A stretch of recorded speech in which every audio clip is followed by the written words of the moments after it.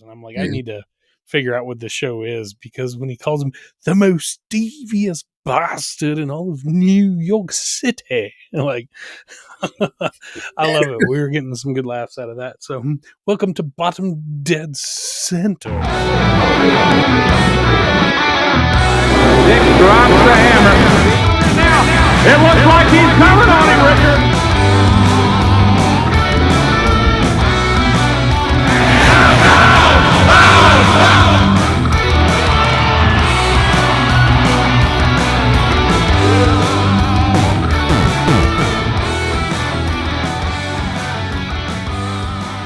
Hey, what's up, everybody? Welcome back to the Bottom Dead Center show here exclusively on the OSMT YouTube channel.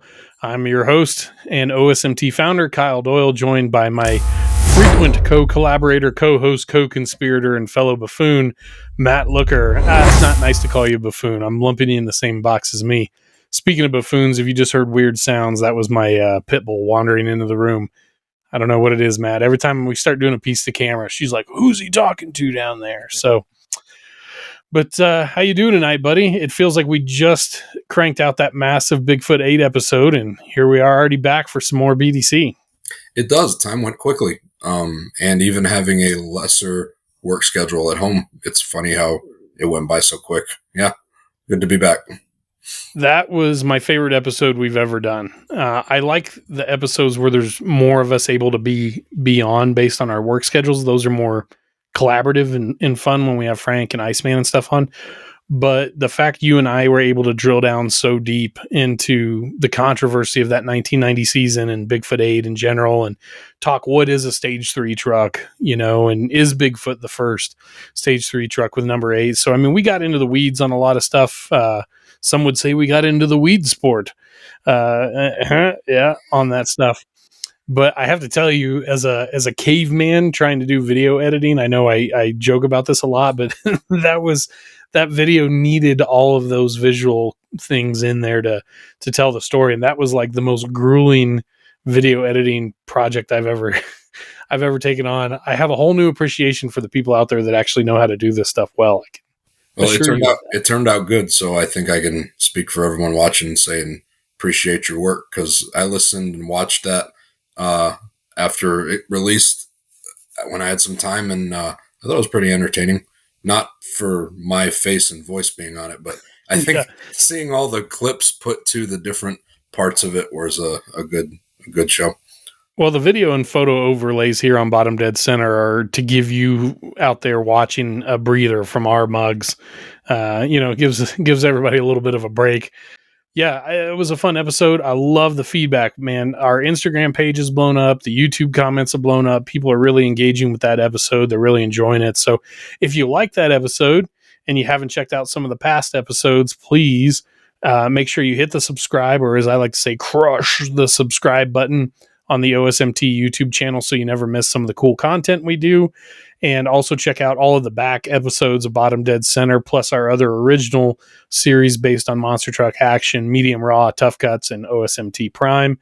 That's the closest thing to a canned YouTuber spiel that I'm going to cut for a promo. I hate being that, contemporary with how we approach this stuff, but we do want to make sure you're not missing out on all the good content in there. What I can tell you, just as a quick reminder before we move on with this topic, the OSMT YouTube channel is not monetized, neither is the Instagram account, and they're going to stay that way. We have real jobs, and we're not counting on being YouTubers anytime soon in terms of like career changes. But what we can tell you is Matt, myself, Iceman, Frank, Cody, and our archival team of Justin and Matt and Chris, we all put a lot of effort into the content that we put on OSMT. And we know we make a flub here or there. We miss a technical accuracy, and that's not really the part of it. What we're trying to do is make old school fan content by a group of old school fans.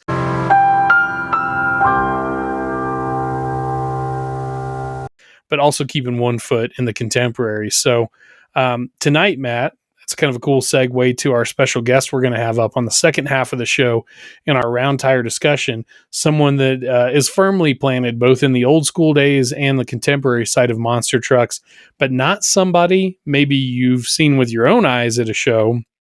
But certainly, if you ever peruse any kind of monster truck content on the internet, somebody you've seen their work, and you continue to see their work even in these contemporary times. And that is, of course, photographer extraordinaire, scholar and gentleman, genius behind the lens, the one and only Mr. Eric Stern. Cue the big time applause right there. Eric is certainly one of the most prolific photographers in the history of monster trucks.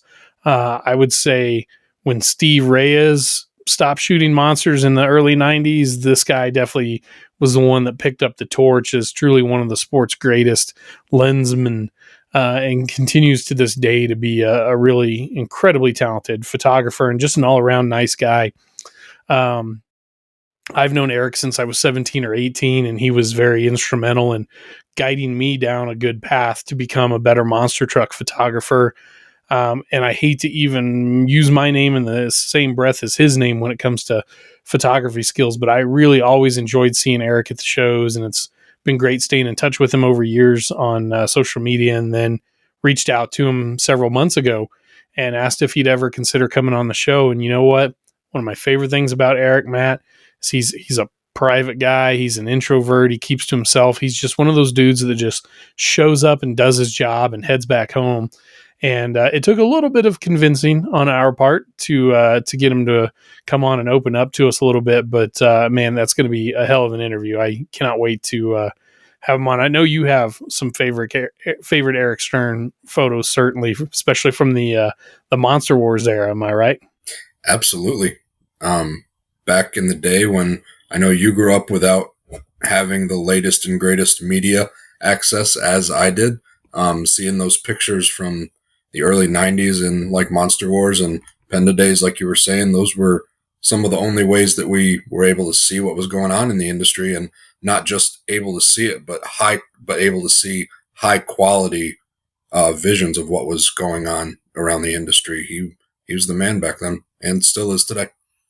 Or at least what the primitive condition of the internet back then considered high quality images. I mean, I can't imagine being as good of a photographer as somebody like himself or Dave Huntoon were, and then having to see the pixelated potato quality image that their stuff had to be reduced to fit onto the very small interwebs back then. But you know, we'll get into it more with Eric in the second half of the show when he joins us for a round tire discussion. We're keeping the first half of the show moving along pretty quick and pretty brisk because we really do want to get to the second half of the show. But Eric's going to be a great guest. You know his work as a photographer, but he was an early pioneer in the monster truck industry in terms of like news and content on websites. He had monstertruckracing.com, which he still has and still looks exactly like it looked in the mid to late 90s. So you should drop what you're doing now and go to monstertruckracing.com and, have that browser open while you're listening to us so you're ready for Eric's interview. It's a time capsule for sure.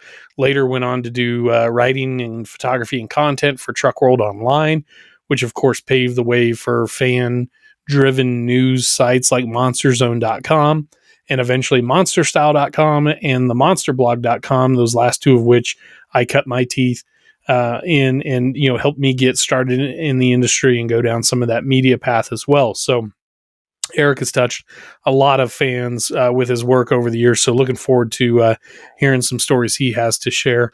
Matt, it's been pretty quiet news cycle, I feel like, in the monster truck industry lately. But as you and I were talking about before we started recording, it has been a freaking year for the BIGFOOT organization with some of its former members, having some just horrible, what do you want to call it? Just horrible luck, whatever it is, illnesses, unfortunate things happening. And, we got the word, late last week that our friend of the show, Mr. Colt Cobra himself, Gene Patterson, had been hit with some pretty heavy stuff on the health side of things, had to go in for essentially an emergency procedure. He had a tumor on his brain essentially from, the information that his wife Susan was kind enough to share with the fan base publicly, so they knew what was going on. But Matt, I think you probably saw the same stuff I did. The last we saw from Susan the other day, Gene's procedure had gone well as you could ask for in such a serious. And I'm going to yield the floor to you here in a second, Matt, because you're the medical professional here on staff at OSMT. But it sounds like the procedure went well for Gene, and we're hoping to hear some more updates maybe early in the week on his condition and just how his road to recovery and future treatments is going to go. But before I ask you to tell us a little bit about, your read on the situation, Matt, we just want to say everybody here at Old School Monster Trucks, we love Gene. He's a friend of the show, a friend of us personally. I have a picture of myself at 8 or 9 years old with Gene as Colt Cobra, and I have a picture of my oldest daughter at 12 standing next to the rebuilt number 4 as Snakebite that he put so much blood, sweat, and tears into. So we're wishing them all the very, very best on the road to recovery, and exchanged some messages with Gene the night before, just telling him old Colt Cobra's got this, and he can tell that tumor to go fucking swim in some snake oil as far as I'm concerned. So, but yeah, give me your thoughts and read on that real quick, like Matt. Yeah. So there's a reason that brain surgeons go to school for the better part of 2 decades. By the time they're all done with undergrad, med school, residency, because, brain surgery is not an easy thing to do, let alone even like explain what's going on. It would be a long explanation. And I'm certainly not a brain surgeon, but I have dealt with patients that have had this procedure and this disease process. And it sounds like he's doing very well. It's certainly not a routine thing for anybody, but it's certainly not a routine thing for the patients and their family, but it is somewhat routine in a sense for the people that do it. And it sounds like what he was having done is something that is manageable, and I hope that they will be able to rid him of all of that that's going on. But again, I don't want to speculate too much because, like I said, I'm not a brain surgeon, let alone privy to his case, but it didn't sound like something that can't be overcome. So I'm hoping the best for Gene and his family. Absolutely. Well said. And, we talk about the pressures that we've experienced in our respective lives and careers, or that drivers face when they're performing and things like that. And in all reality, the job that literally a brain surgeon has to do makes anything that we've ever done in terms of effort seem pretty minimal. In fact, I think you could say it's not exactly brain surgery, the kind of stuff that we've all gotten into. So all credit to the people taking care of Gene and to his wife, Susan. And, we wish all of them the very best. So as far as the news and the rest of the industry, not a ton of stuff going on. I did see earlier today that the Formula One Grand Prix in Austin, Texas at Circuit of the Americas wrapped up. Max Verstappen taking a dominant win there today. Every point available on the table he took from the sprint race yesterday through the race today, fastest lap point, all that kind of stuff. So certainly you could say the points battle between the two McLaren drivers of Lando Norris and Oscar Piastri is receiving a third heated element into the mixture, and that being Verstappen's resurgence here in the second half of the season. So be curious to see how that works out. Absolutely crap day at Talladega if you're a Penske fan like I am.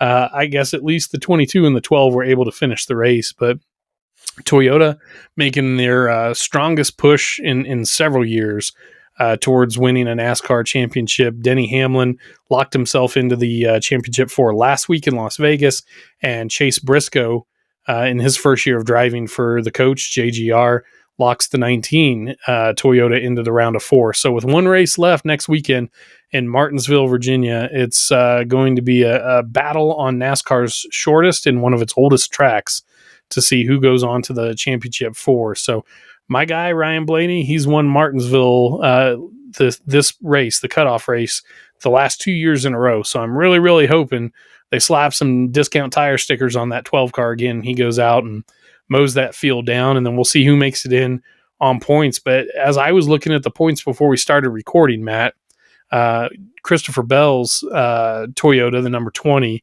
is sitting best in points right now. So, I mean, there's a pretty conceivable chance that if he has a good day, even at Martinsville, never mind winning the race, we could see through all 3 Joe Gibbs cars that went into the playoffs lock themselves into the Final Four, and that's going to make it a hell of a hard time for whichever Ford or Chevrolet is able to try and squeak into that final spot. But you know what? I'm trying to be as optimistic as I can be for the teams that I like. But what I will say is if a driver I like can't win the championship this year, I actually kind of hope Denny Hamlin finally wins his championship. I don't know what your thoughts are on the guy, Matt. I used to hate the guy for years, but he has begrudgingly won me over to some extent just by how brutally honest and open he typically is on his Actions Detrimental podcast on the Dirty Mo platform. So I don't know. We'll see, man. But the guy's got a lawsuit that's just bleeding from wound after wound after wound with NASCAR. I mean, they are going at each other's throats over, franchise. Well, I shouldn't say franchise, but like charter rights and team payout structures and all kinds of different shit. And the fact that he's, racing for another team adds complexity to it. And then now he's potentially going to be getting handed the championship trophy in a couple weeks' time in Phoenix by the very people that he's in this nasty lawsuit with is incredibly ironic. I mean, that's just wild, man. I mean, that'd be like if Dennis Anderson was suing Monster Jam in 2010 and then still went and won a World Finals championship right in front of him. I mean, it's wild stuff. You could almost say it'd be like owning a truck that had one. Okay, sorry. You could almost say it would be like owning a truck during the TNT series that got banned and then winning the championship at the end of it. Not to call back to a former episode that we did, but message controversy. I like it. Makes for interesting storylines, to be sure. So excellent reference there, and I think you're right. So with that being said, man, we're not going to drag our feet too much more. We thankfully, I guess it's a good thing we don't have a bag from Dick's tonight. And we really don't have a whole lot of other stuff to cover necessarily. So we're going to take a real quick break. I'm going to refill my can of Arizona Arnold Palmer here. Let Matt catch his breath, get a little refreshment, and then we'll be joined in the second half of the show for our round tire discussion. It's going to be awesome, man. Eric Stern, photographer extraordinaire, going to share some great insight and stories and just kind of tell us what it was like coming up through the ranks as a young man trying to get into the industry to becoming, arguably one of the greatest to ever do it. So we'll be back after these quick commercial messages for Matt's favorite place to shop, the OSMT Mart, here on the OSMT YouTube channel. Bottom Dead Center. We'll be back here in just a bit.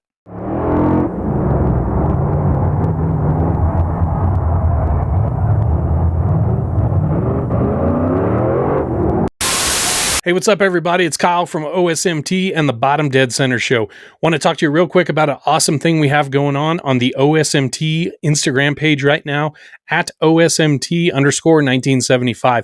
It's the, cue the Jan Gabriel voice, battle of the coolest monster trucks.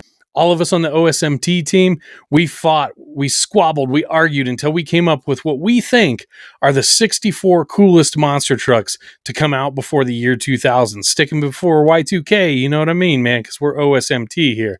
Look, all of us get a vote, round by round, pairing by pairing, to decide which truck is ultimately going to reign supreme over those 63 losers in the battle of the coolest monster truck bracket. But you know what? We want you, our OSMT supporters, our OSMT fans, to have a say in it as well. So keep an eye on the OSMT Instagram page. The first round is huge. It's going to take us like 4 trucks a day for over a week to get through that first round. But every truck pairing, right? Let's just say like Frankenstein versus Monster Vet, right? Those 2 trucks will have a poll attached to the post, and you as the fan can vote for which of those trucks you like. Whichever truck has the most votes when the voting closes at the end of the week, that will be 1 vote added to the votes of those of us on the OSMT, what should we call it? Like a competition board. So your vote has a ton of power as a collective fan base here on OSMT. So head over to our Instagram page, check it out, make sure you jump in and participate. It's going to take a while, but this is going to be really, really fun. And we're going to see what the coolest monster truck is when this battle is done.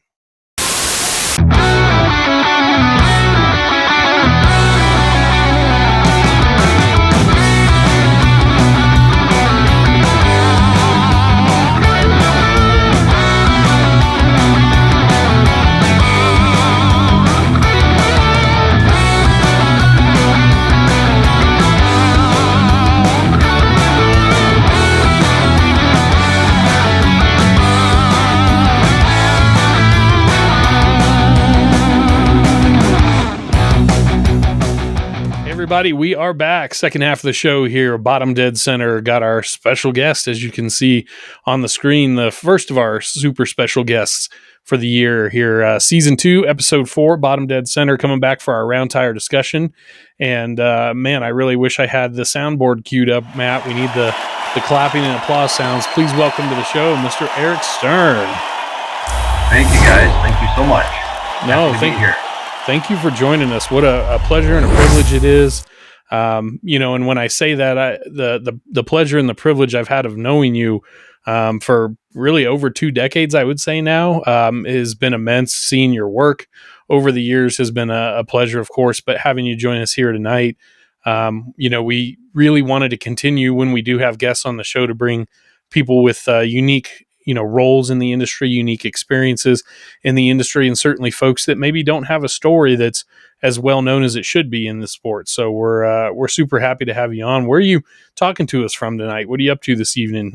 By the way, we are recording on Sunday, October 19th right now. So tell us where you at tonight, Eric. I'm actually in my office at my company. We're set up here to do webcam stuff all the time with customers, so this was just a good quiet place for me to come on a Sunday night and talk to you guys about all kinds of cool stuff. Well, that's awesome. So what are you selling me tonight? What can you sell me? Give me a pitch real quick while you're at work, and you can call this is a work expenditure time-wise for you at that point. Well, I'm the owner of a company called Design Craft. I've been owner of the company for 30 years now, and what we do is we make models and prototypes for companies that are doing new product development. Oh. So it's amazing stuff. Laptops, game controllers, cell phones, medical stuff, consumer goods, all kinds of different industries. Companies that they're trying to make the first new thing and they need support. They need somebody to make it real and put it in their hands. What's the industry term for that? Is it rapid prototyping or something along those lines, kind of? Yeah, rapid manufacturing, rapid prototyping. We do custom paint and graphics on things, lots of engineering, CNC milling and turning. We've got cobots that do automated part removal and putting parts in machines. 44 amazing employees, so they certainly keep me on my toes, and wow. I love it. It's just amazing every day. That is really awesome. I've seen, on your social media time to time, you've posted like a new machine showing up to work or something, but I didn't fully understand what it is, but that's pretty awesome. What you've got going on there. And, we'll have to do a little Shark Tank round table with Matt and myself sometime with you, because we would like to bring back the Ertl Smoke and Shakers toy line from the 80s, but we only want vehicles that frequently failed. And we would like realistic failing parts on the toy. So maybe you could prototype like a lead foot that breaks a right front spindle every time a kid plays with it. Exactly. It would be perfect. We can do that for you. Okay, very good. And we can't forget the smoking part. We'll figure that out and still be EPA compliant. But I digress. The good idea fairy bites us every episode here on Bottom Dead Center. So, Eric, kind of want to get into it with you here and just start exploring a little bit of your backstory. Where you were from, where you were growing up. When did you find monster trucks as a young person, and how did that start leading to you messing around with cameras? Did monster trucks come first and cameras came second, or was it the other way around? So kind of start us off there. Definitely monster trucks first. I can definitely thank and blame my dad for this addiction. I remember I must have been 10, 12 years old, and he came home one day with a VHS tape and gave it to me and my brother and said, "Here, go watch this." And I don't think we came out of the basement for 6 months after that, because it was Battle of the Monster Trucks, and we just wore that tape out. It was so amazing. Had never seen something like that. Certainly not in person, but not even on TV. There just wasn't things like that. So that certainly got the ball rolling, so to say. There were a couple fairs I remember going to. The Milwaukee Fairgrounds, Milwaukee Mile, and I saw Dan Patrick with his Warlord funny car pulling the sled, doing a full pull, and Jack Willman was there with Taurus, steel body Taurus with the big Firestones crushing cars. and pretty sure it was even Scott Stevens with the Silver Bullet jet truck with the flames coming out of the hood. Oh, nice. And, only had glimpses of those in magazines, in some of the four-wheeler and off-road and pulling power magazines and stuff. So to see those in person as a kid was just mind-blowing. So about what age were you when you and your brother got handed that pivotal VHS tape, as far as where your maturity level was at, where that impacted you to then take your interest from there? Probably 12, 13, somewhere in there. Nice. And quickly after that, the off-road magazines, four-wheeler and off-road and all those, they were starting to get monsters pretty frequently. And, they'd come out with the poster books. Every quarter there would be a monster truck poster book. So, of course, my bedroom plastered with monster truck posters. Oh, yeah. And that was before a lot of it was even on TV. We didn't have cable TV at that point in time, so, and, there wasn't really ESPN with stuff. So, knowing people that had cable, getting into school and somebody's like, do you have cable? This and that, do you have ESPN when it comes out? I would give them a VHS tape and say, here, go home tonight at 7:00. I need you to record this show for me, and if you do, I'll pay you $5, but you got to make sure you start it on time and don't end it early. I need the full episode. Yes. It was just crazy. How can you get more of it? Scrolling through the TV Guide magazines to find monster trucks, scrolling that line of ESPN to figure out when is it on, when is the event on. And I remember my mom, when she would have to, leave me with a sitter or something to go to work over like a night shift or something like that, she would be in the TV Guide and she'd highlight things in yellow that she thought I would like. And, whatever it was in the 90s, Trucks and Tractor Power, in the 80s, Bud Sports, pulling or whatever. It was always, I feel like it was always kind of generic, right? The description in there. It never was like, see Bigfoot and Barefoot battle to the death in Minneapolis. Like, it never gave us that much detail. But so yeah, we were bootlegging monster truck shows as kids through our buddies. Oh, yeah. That's a shared experience that many of us have over the decades. I know my 12-year, trying to explain to like my 12-year-old now, or Matt, your daughter's what, like 17-ish or somewhere in there, 18? 16, yeah. Trying to explain to them, like, okay, so if you heard a song on the radio or a show on TV that you wanted and you couldn't get your hands on, here's how you had to do it. I don't think that translates now, but take me back real quick to that show in Milwaukee. That kind of sounds to me, I don't know what you think, Matt, it sounds like a USA Motorsports show, kind of with, the proprietary jet truck being there and Patrick pulling. Do you have any photos or remembrance of that, Eric? I've got a tiny little photo where, there's Taurus on the cars, and, back in the day when whatever the disposable camera or whatever it was, and, you take the picture and, the reflector from the turn signal is the only thing that lights up on the truck, and the rest of the truck is just dark. Yeah. And all the reflectors and the license plates on the crush cars, those are nice and bright. Yeah. But otherwise it's nothing. So did you ever have one of those little 110 cameras with like the flash pack that you clipped on top that had like the little physical flashes, and it had to like spool up or warm up to be able to pop one of those for your picture? I definitely think that's where some of my early photos might have came from. And then it would burn your hand trying to take it off fast enough. Yes. So. Yes, definitely. Yeah. So you're getting into the magazines, you've been to a show and probably keep going to some more and things like that. How does the photography side come into it? I mean, you're looking at all these awesome posters, were you taking note of who was taking these photos? Like, was it a Steve Reyes poster? Did you know that? Or, were you just like, man, these pictures I have suck, I really want to take something better? Like, how did that start to happen for you?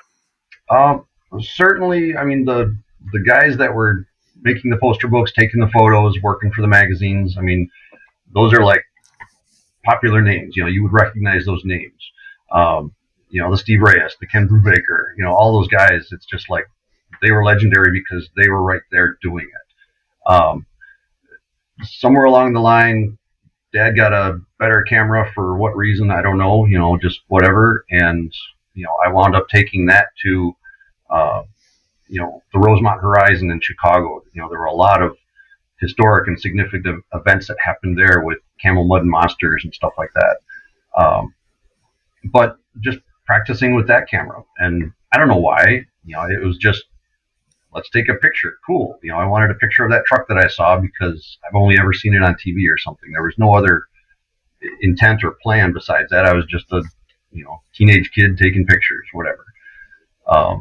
And yeah, quickly the desire of, I'm sitting in the seats with the rest of the crowd, and sure enough, I'm getting ready to take the picture, and somebody in front of me is like, yeah, and then I've got a picture of his arm, and I'm like, no way, So that started driving me. I need to be in a better spot to take these pictures, or I need to be closer because camera technology didn't have the big telephoto lenses and stuff like that back in the day, that at least not that I would afford.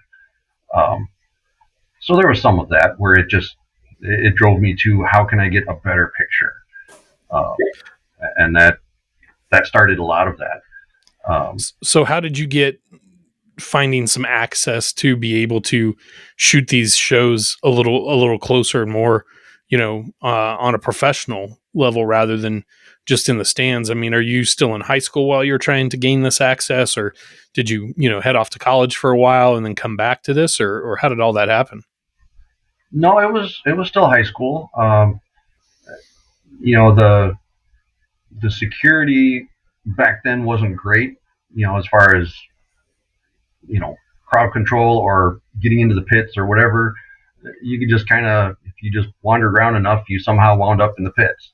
And I remember, again, Milwaukee, the Bradley Center, there was, Fred Schaefer had his Barefoot number 8, his super light racer, and Andy Brass had Bigfoot number 8, because that had just come out after the TNT situation.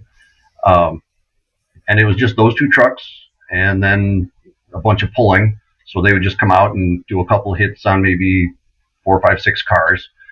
And up until then, Barefoot was just so dominant, so amazing with that truck. Fred was just, it was amazing what he came up with for that truck. And then to see Bigfoot 8 come out, it was just mind blowing. It was so futuristic, and just how easily it jumped and landed and just everything. And it was like, oh my gosh, I really need more of this. Now I'm definitely hooked. No doubt about it. That's awesome. So, we'll drop some footage in. I have a few clips in my archives of that actual weekend at the Bradley Center with Barefoot Racer and Bigfoot 8, and Andy was ripping off some pretty gnarly wheelies there. I don't know if it was on purpose or if it was just still trying to get a feel for how to actually do a car crush in that ultra modern truck. But I think there was some fiberglass damage that needed repaired there that weekend. So, taking pictures there, and then just, the pictures that I took there of Barefoot, I happened to run into Fred and Kathy and Barefoot. I don't know, a couple weeks later, I went to the drag strip, Great Lakes Dragway in Union Grove, Wisconsin. There was a lot of historic stuff there too, with early King Kong and Barefoot stuff that went on. And I wasn't there for that stuff, but this particular weekend, again, I don't know what made me do it, but I'd printed out a couple pictures, and I took it probably just to say, hey, Mr. Schaefer, can I have your autograph on this picture? And, they're like, oh, that's a pretty good picture, blah, blah, blah, and, is this what you do? And I'm like, no, I'm a 17-year-old kid, I'm just a fan. And it kind of turned into, well, if you get any more pictures, let me know, here's my address, give me a call, kind of thing. And that just really kind of clicked in my head. I'm like, wow, these guys are interested in what I'm doing, my pictures. They weren't great pictures. Back in the day, the camera technology certainly wasn't good. But it quickly turned into a great relationship with them, a long, lifelong friendship, and just got my foot in the door for other opportunities. So when I was shooting photos in high school myself, I was kind of, at the end of, trying to buy into film photography, I guess you would say, and was already trying to embrace digital. But I did have a 35 millimeter camera that I used like in 2001, 2002.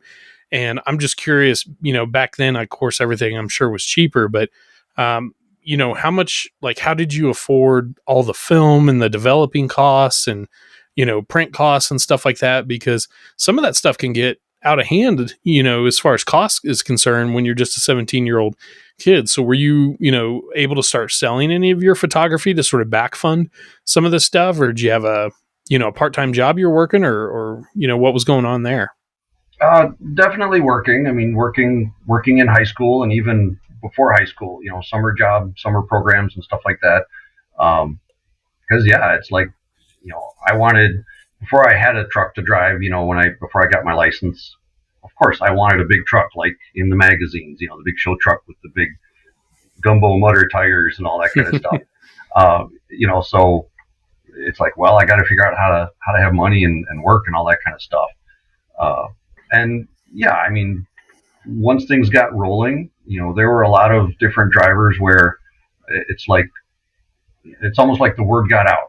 I mean, Barefoot, especially once they transitioned to Dodge needed all kinds of stuff. They needed marketing and souvenir stuff, and that was cool. But Dan Patrick, he's been a big supporter over the years of my photography. When his new truck came out, when he started racing Penda, he's kind of like, well, I hear you're the guy to talk to about some pictures, and I'm coming out with a new truck here and I need some pictures. It's like, okay, sure. And that was the American Gladiator Stars and Stripes back then, so it photographed really well. It was really nice. But it just kept rolling from there. The Hall brothers, and being at some of the jamborees, special events, they needed stuff. They needed some things for marketing, and Michael Vaughters with Black Stallion, he did stuff, and it kept going. George Eisenhart, when I did some shows for him, back in the day, or Jimmy Cretin, or it just kind of snowballed. And that was never the intent to do this to sell pictures to people. It was just kind of like, I was a fan. I wanted to be able to capture these moments. And then people were like, hey, I like that. I want to use it. I want to promote myself, whatever. So it just kind of went from there. Kind of a far cry, from the world of the internet today, where once you put an image or a video or anything you've done out on the internet, I mean, it's reuse. I mean, I think about like some of the photos I shot of Bigfoot 1 and 5 and 15 when we were doing that big Firestone event in Oklahoma. And some of those I just saw one on like a random auto article today. That picture of Bigfoot 1 that I took shows up everywhere, even though I shot it on, my own equipment. And, I guess Bigfoot would technically say they have the copyright to it, which is fine. But back then it was a very physical transaction with these teams. And, Looker, you and I have talked about this on and off the show in the past about how much monster trucks are very much a relationship driven industry, but probably more so, I would say, even back then than what it is now. So, to you, as somebody that's strictly like, let's say, an operator rather than a part of the media in monster trucks, how do you view seeing somebody like a quality photographer like Eric that you can trust and respect and is going to use their head and be safe at an event in a shooting situation? Sorry, I know I was going to try to say unless, and that's the first word I say. Anyways, a photographer that knows how to move during an event is absolutely priceless. And it's one of those things where when you have somebody that doesn't do it the right way, it is an absolute thorn in your side, headache for the entire event. You're hoping they don't get killed by these 12,000-pound trucks.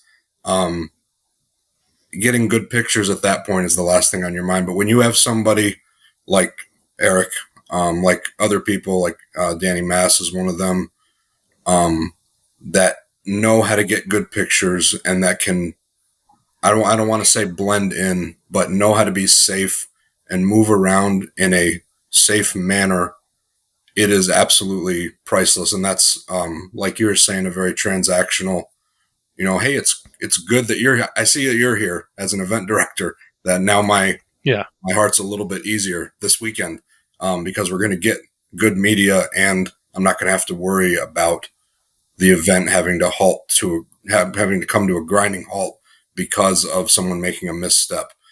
And I never took pictures for teams, but I was one of those kids, teenagers that loved to take pictures as a kid and print them out for the next event. Because we didn't have the internet back then in the mid 90s, early 2000s as much.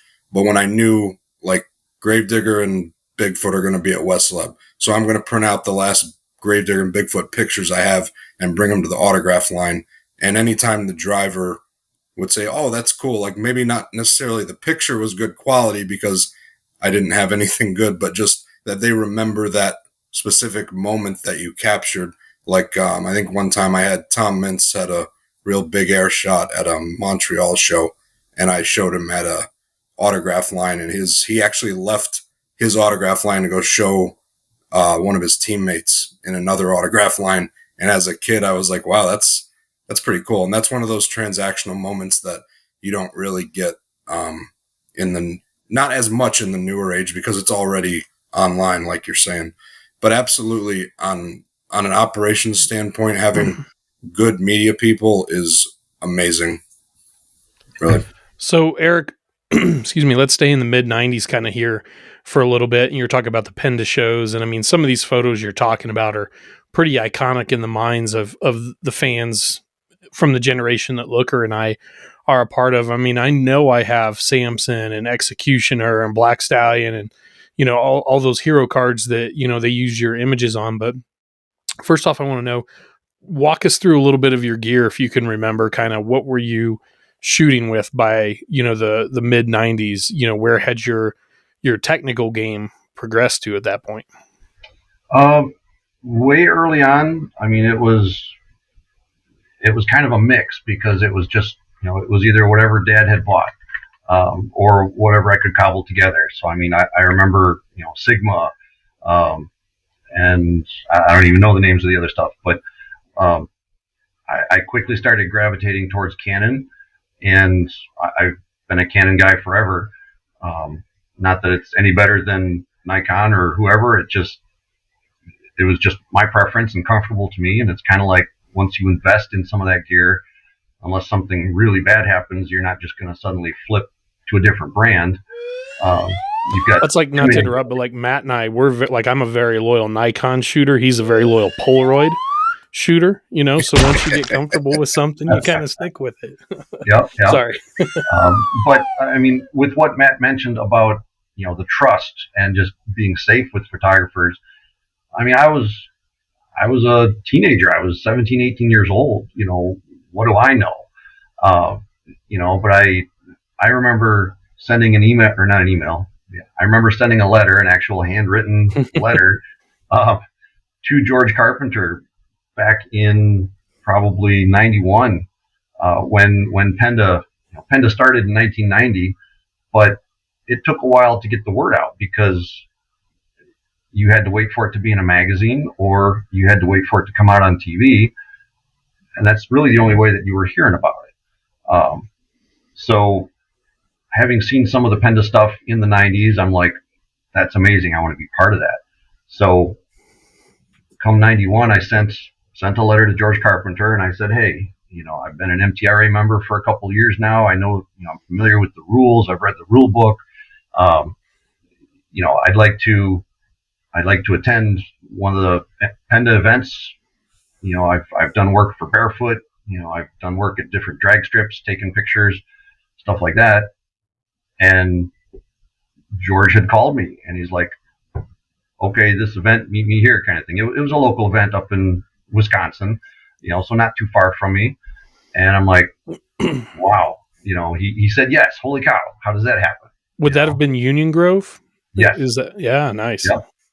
And talk about a mind-blowing first event, just the technology of trucks, all of the stage 3 trucks with Bigfoot 8 and, Barefoot had come out with his new racer and Carolina Crusher and, just everybody running all out because that's what they did, Taurus, with his racer.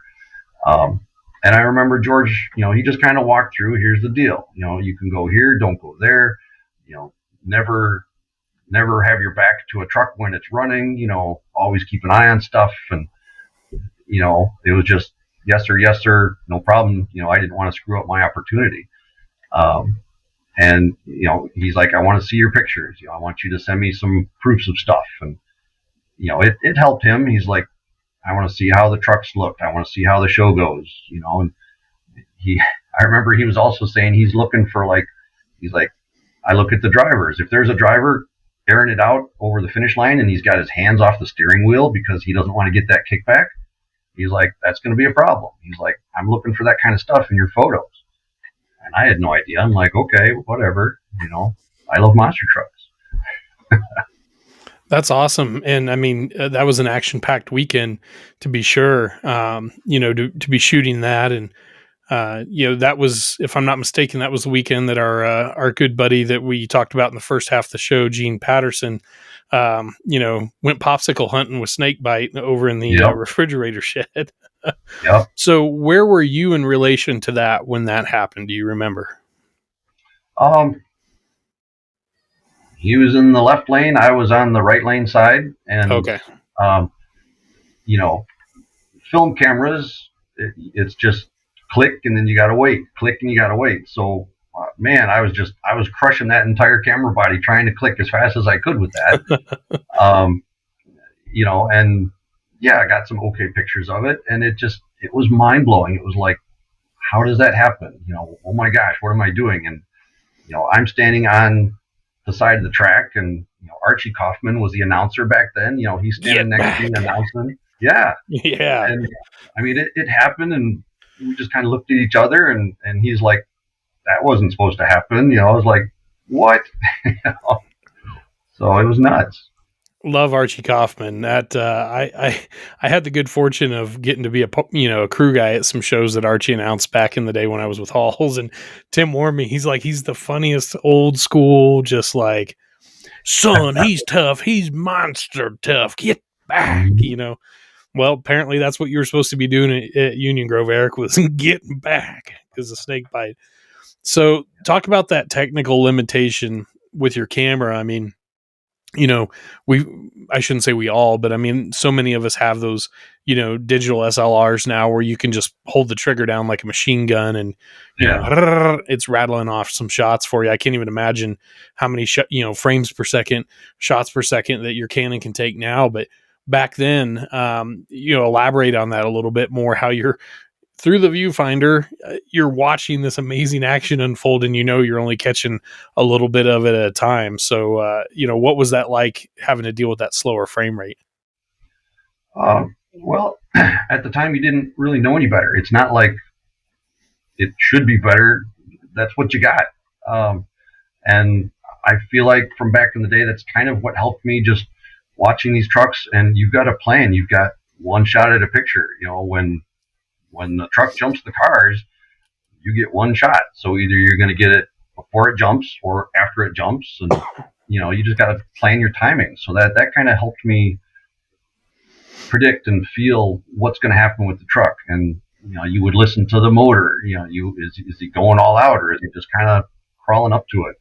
And that just helped compose and make the picture at the time. But yeah, I mean, rolls of film came in 12, 24, or 36. So, 36 was more expensive, obviously, but you didn't want to screw around with, only having 24 pictures before you had to change. And, sure enough, the next round of trucks comes up and you're at, 32. And you're like, well, do I change now and waste those 3 pictures, or do I not and hope nothing bad happens? If there's not an awesome crash or something. And sure enough, whichever way you go, you chose wrong, often. Yeah.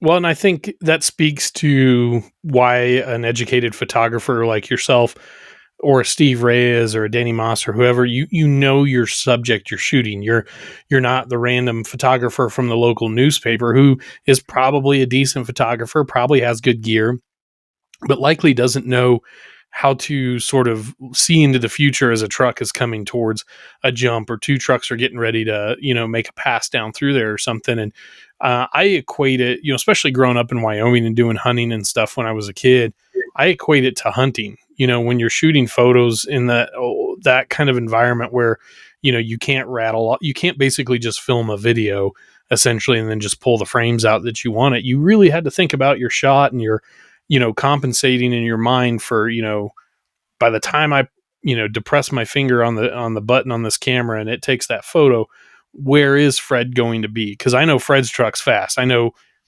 Kimosabi I can take my time on a little bit, and maybe I won't catch Kimosabi launching. I'll wait until he plants the rear in the cars, because that's what Jack always does with Kimosabi at Penda shows. But with Fred, you're trying to think like, what's going to be the epic shot off the ramp, or where's he going to arc, at the top of his jump, or, is the landing going to get crazy between these guys? And, I think having that eye for those things like you did, I mean, it made you probably an economical photographer. But that's a great point I forgot about from the film days, is like, I got Barefoot and Bigfoot in the finals, and I've got 3 or 4 shots left on this roll of film.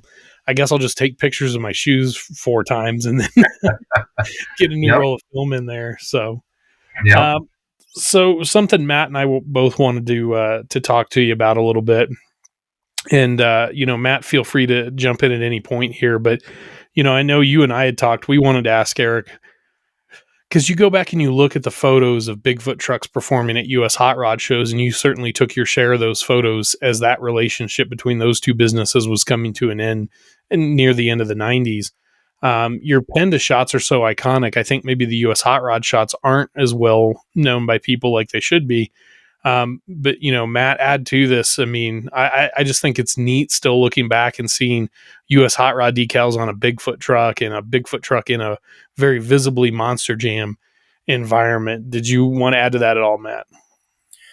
Yeah. So in the early days, it wasn't Monster Jam, right? It was US Hot Rod. So I think even in my mind, like you were alluding to, seeing a Monster Jam logo on a Bigfoot body still kind of hits a little different.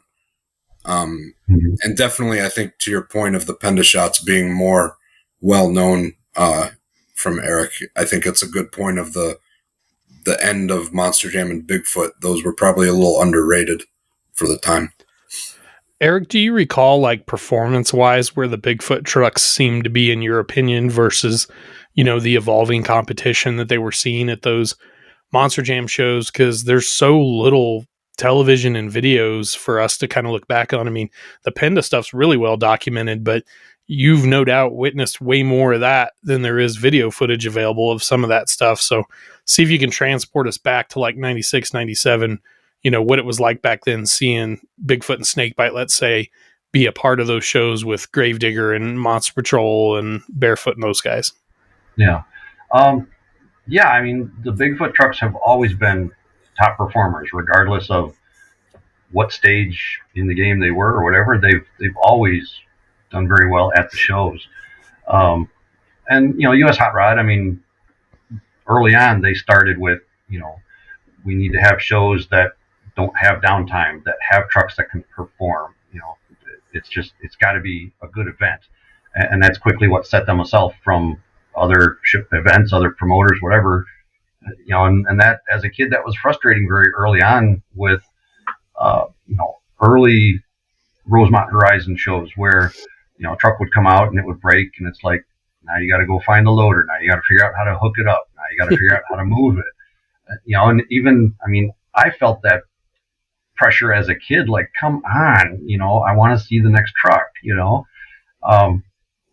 so yeah, I mean, the Bigfoot trucks were always top, and they weren't overly dominant than any of the other trucks that ran with US Hot Rod back in the day. You could tell as time went on when, Bigfoot was built for racing and performance, they weren't very much interested in doing the freestyle, doing the crashing kind of stuff. So that was just kind of a natural change in the direction of things. But they were always on top. They were right there with the best of them. Excuse me. It would be amazing to be able to go back and see all, the house feed footage and stuff like that from some of those shows, just because it seemed like, even though everybody's trucks still were pretty different from each other back then, there wasn't as many, I don't know, I'm not trying to be disparaging, but like cookie cutter trucks, there wasn't a formula like there kind of is now with, most monster trucks at the top level of competition. We talk even with some of the fans in our comment sections and stuff, they put down tube chassis trucks and they only like leaf spring trucks or things like that. But I would argue, and I'd like to know what you think, Matt, I would argue that up until at least the late 90s, I still feel like tube chassis trucks had a ton of personality, because they still were so much more hand built by their owners or drivers than maybe as much as what they are now.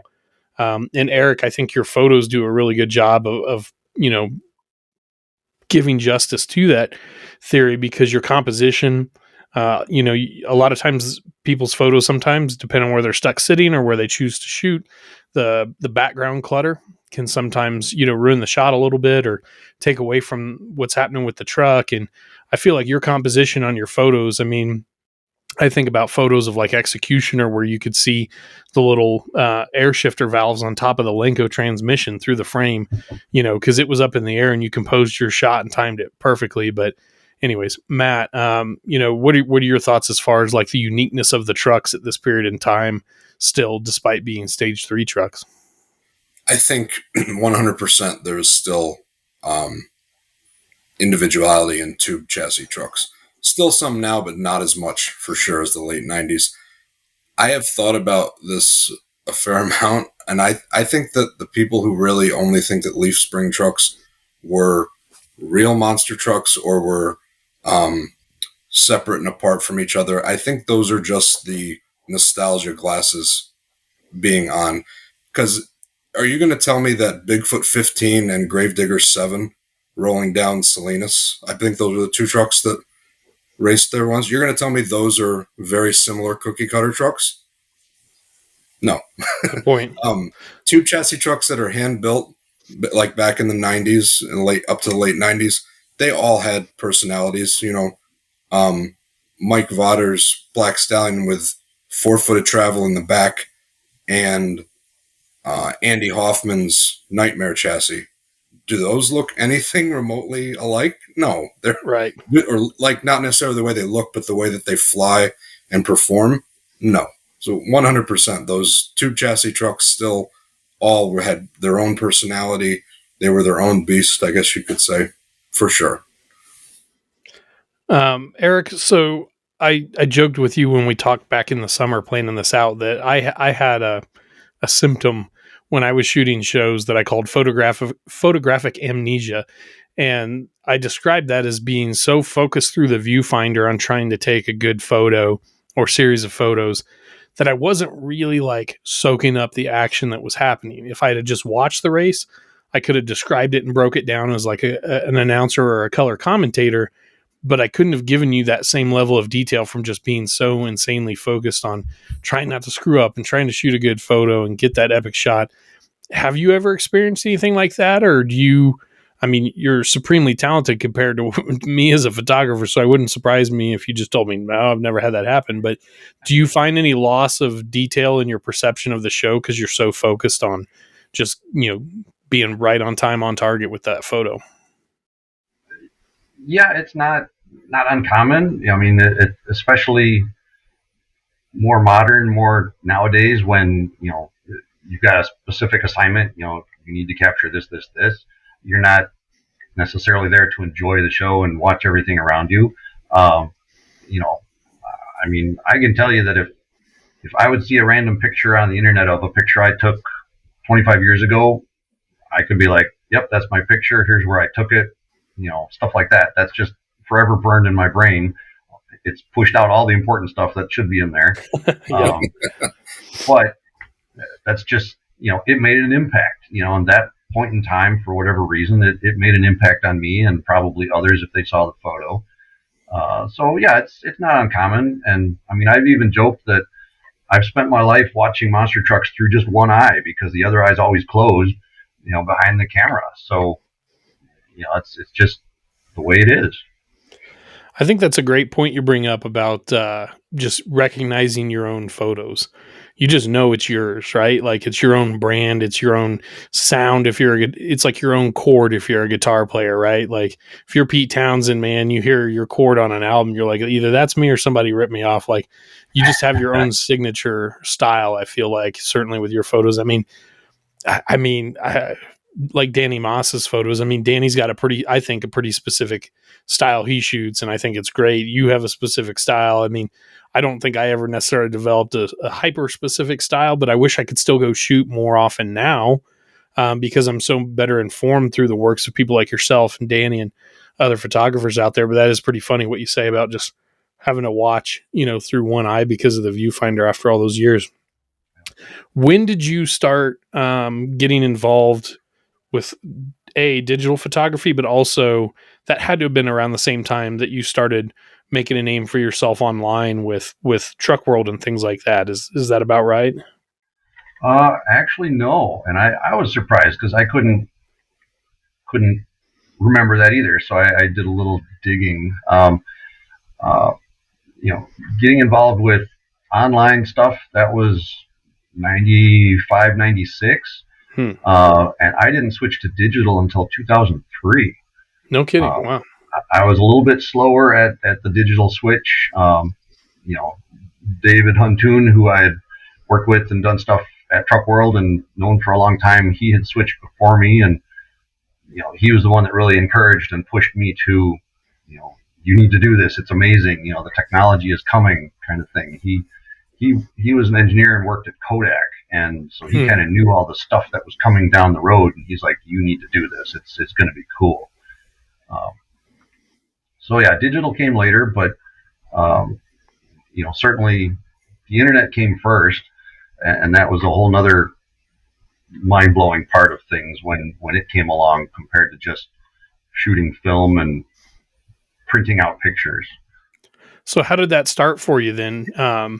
Did the Truck World people or Dave Huntoon approach you, or did, kind of like at the start of your photography career, did you approach them and kind of say, hey, I'm pretty decent at this, we should work together? How'd that happen?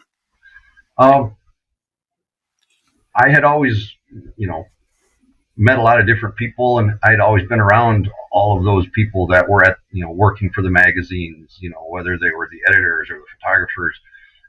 Ken Brubaker, I met Ken at that Racine event back in 91. That was one of his first assignments, is to cover the Jamboree and that event. So he and I met there, and, just friendship took off from there. But, I'd been around all of them. Dwayne Elliott, kind of ran into him here and there throughout the years. The Huntoons had been doing photography for special events at the Jamborees, and they were doing stuff with Bigfoot. They just kind of had an in with Bigfoot back in the day, and they were providing them with a lot of their photos for marketing or, posters, souvenirs, whatever. So, I mean, Dwayne Elliott was the guy that started it all with Truck World. He had this amazing vision. He had worked at Four Wheeler Magazine for a while, and then he moved to Off-Road Magazine. And, magazines back in the day, they were businesses, so they had all the bureaucracy that businesses had and stuff where, it was cutthroat. It was hard to get ahead, had issues with distribution and printing and all of that. So just creative differences. And when Dwayne ran into the internet, the internet was starting to come out, he had this idea. He's like, I want to create an online magazine on the internet, and he called it an easy electronic magazine. And I mean, talk about a Hail Mary. Nobody had done this. And what he saw was that the internet offered like a very even level playing field, no printing costs, no distribution, no shipping issues, not dealing with all the bookstores and the newsstands and all that garbage. Because, I mean, magazines, they would print a ton of them, send them out, and it wasn't uncommon for less than half of them to sell, and then they just get thrown out.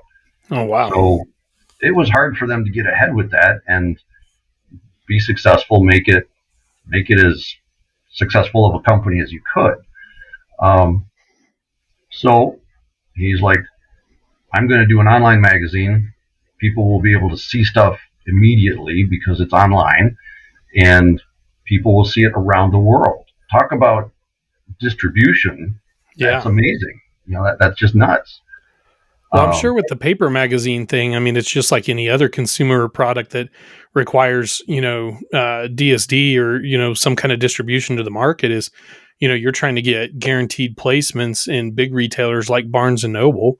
And if you don't get that guaranteed placement, that can make it really hard on your magazine to get the reach that it needs or sell enough units to actually, pay the light bill. And, fighting for space at those big retailers, especially, is like every other industry. The mom and pop independent shops start closing and getting consolidated, by the bigger retailers. And then, it wouldn't surprise me if it started getting to the point where publishers actually were paying for a guaranteed number of slots on the shelves at Barnes and Noble. I mean, I see that in the beverage industry a lot, where a brand will pay, a fee annually to a national retailer to guarantee shelf space. And so then, if your magazines aren't able to catch all of that, I mean, that's got to be pretty tough. So I would say that's pretty incredibly forward thinking on his part to, cast that Hail Mary out there with the hopes that the internet was going to reach as far as what he expected.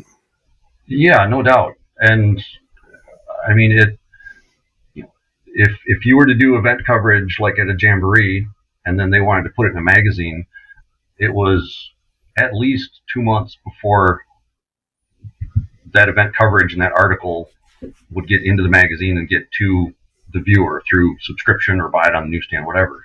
So, that's old news at that point, for people to wait. So, he launched Truck World in 96, like February 96. And I mean, talk about, he had to get people to help write the HTML code. He had a physicist that was coming up with HTML. How is this going to work with being online? And, he had contacts. He had made contacts through his travels with the magazines where he had gone to different countries doing trail rides and different photo shoots. He had a guy from India that was helping him do code because he was brilliant. And, just other, probably college kids, whatever. Hey, make this happen. Oh, it's impossible. I don't care. Make this happen. He had to do it. So it launched, and I mean, it quickly became overwhelming. Just technology was moving fast, and he had told me at one point that they went to the SEMA show, and they set up a booth for Truck World, and everybody at SEMA was like, "What is this? What is World Wide Web? What are you selling?" and he's like, advertise with me and people around the world will see it instantly. They will see your product. Don't you want people to want your product all over the world? And all of these manufacturers were like, how do I sign up? Here, take my money. Do this. He started building websites for these manufacturers, which was like the first ever website for these people. Put your product online. No more print ads. No more sending faxes with your product on it, for people to see. So it was incredibly forward thinking and just technologically amazing for the time. He would create like web counters, how many visits to your site. Yep. He developed that where it's like to track results, to figure out how many unique clicks, and then he could pitch that to the people buying the advertisements of, hey, look, you're getting this many visits per week, per month, because they're clicking on your ad. Don't you want to do more of this? And they were like, absolutely. I think that is absolutely incredible that a monster truck adjacent property and person like that was so forward thinking that, whether our sport, realized it or not, obviously it probably didn't entirely, but I mean, we were kind of on the cutting that very cutting edge, pointy tip of the spear of like e-commerce and data harvesting and, analytics, basically, in terms of like engagement with, current, but also, potential new fan bases and how to, reach these people. That's pretty incredible. And I don't want to sell you short on this either. You had your own website as well. You still do, of course, Monster Truck Racing. Tell me, I mean, with everything else that you've got going on in your life, how did you find the time and how did you teach yourself basically to sit down and create one of the very first like monster truck specific content sites? It wasn't that long after Truck World had launched, because I knew, I mean, the Huntoons were saying, oh, Dwayne's working on this thing. And, none of us really understood what it meant or what it would be at the time. But, word was out there that that's what he was trying to do. And when it did launch, it was like, wow, that's pretty cool. You could see stuff right away. They had started right away. Dwayne was doing what they would call semi-live coverage, where like Ken Brubaker would go to a jamboree and, he would shoot film, for the event, but also had a digital camera back then. Like you could take like 15 pictures on it, and that was about it. Yeah. And it was Floppy like disk was full. yeah, half megapixel resolution, 15 pictures, and it would take hours. It was like 5 to 10 minutes per picture to download, and then to send the pictures to Dwayne at Truck World would take probably 2-3 hours to upload them on dial-up.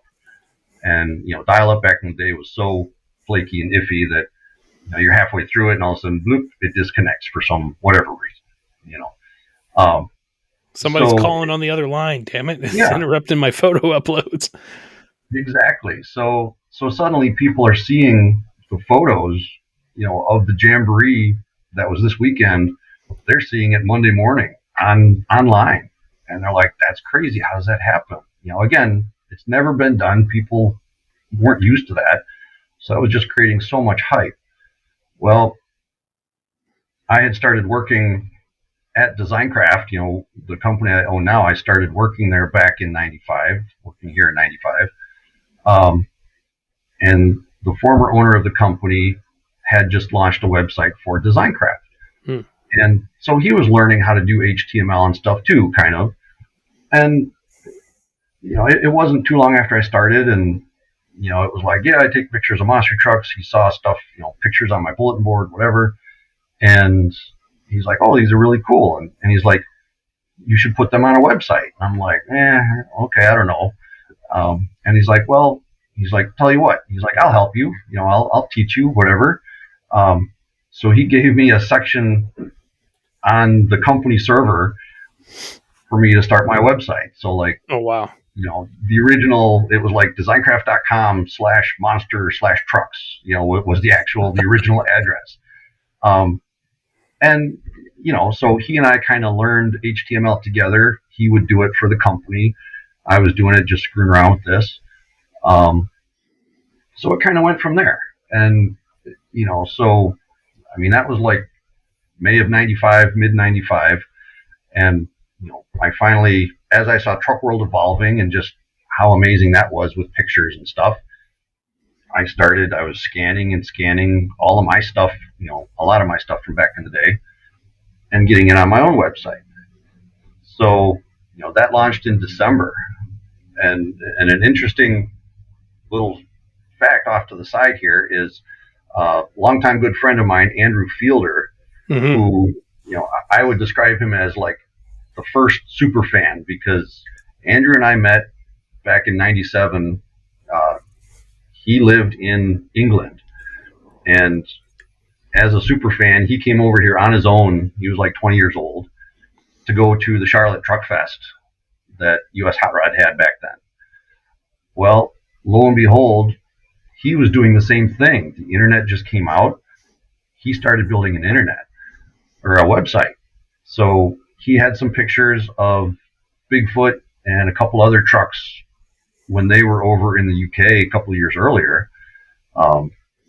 And he was excited to kind of show, look what's going on over in the UK. So his website launched probably a couple of weeks before mine. So like he was mid to late November and I was early December.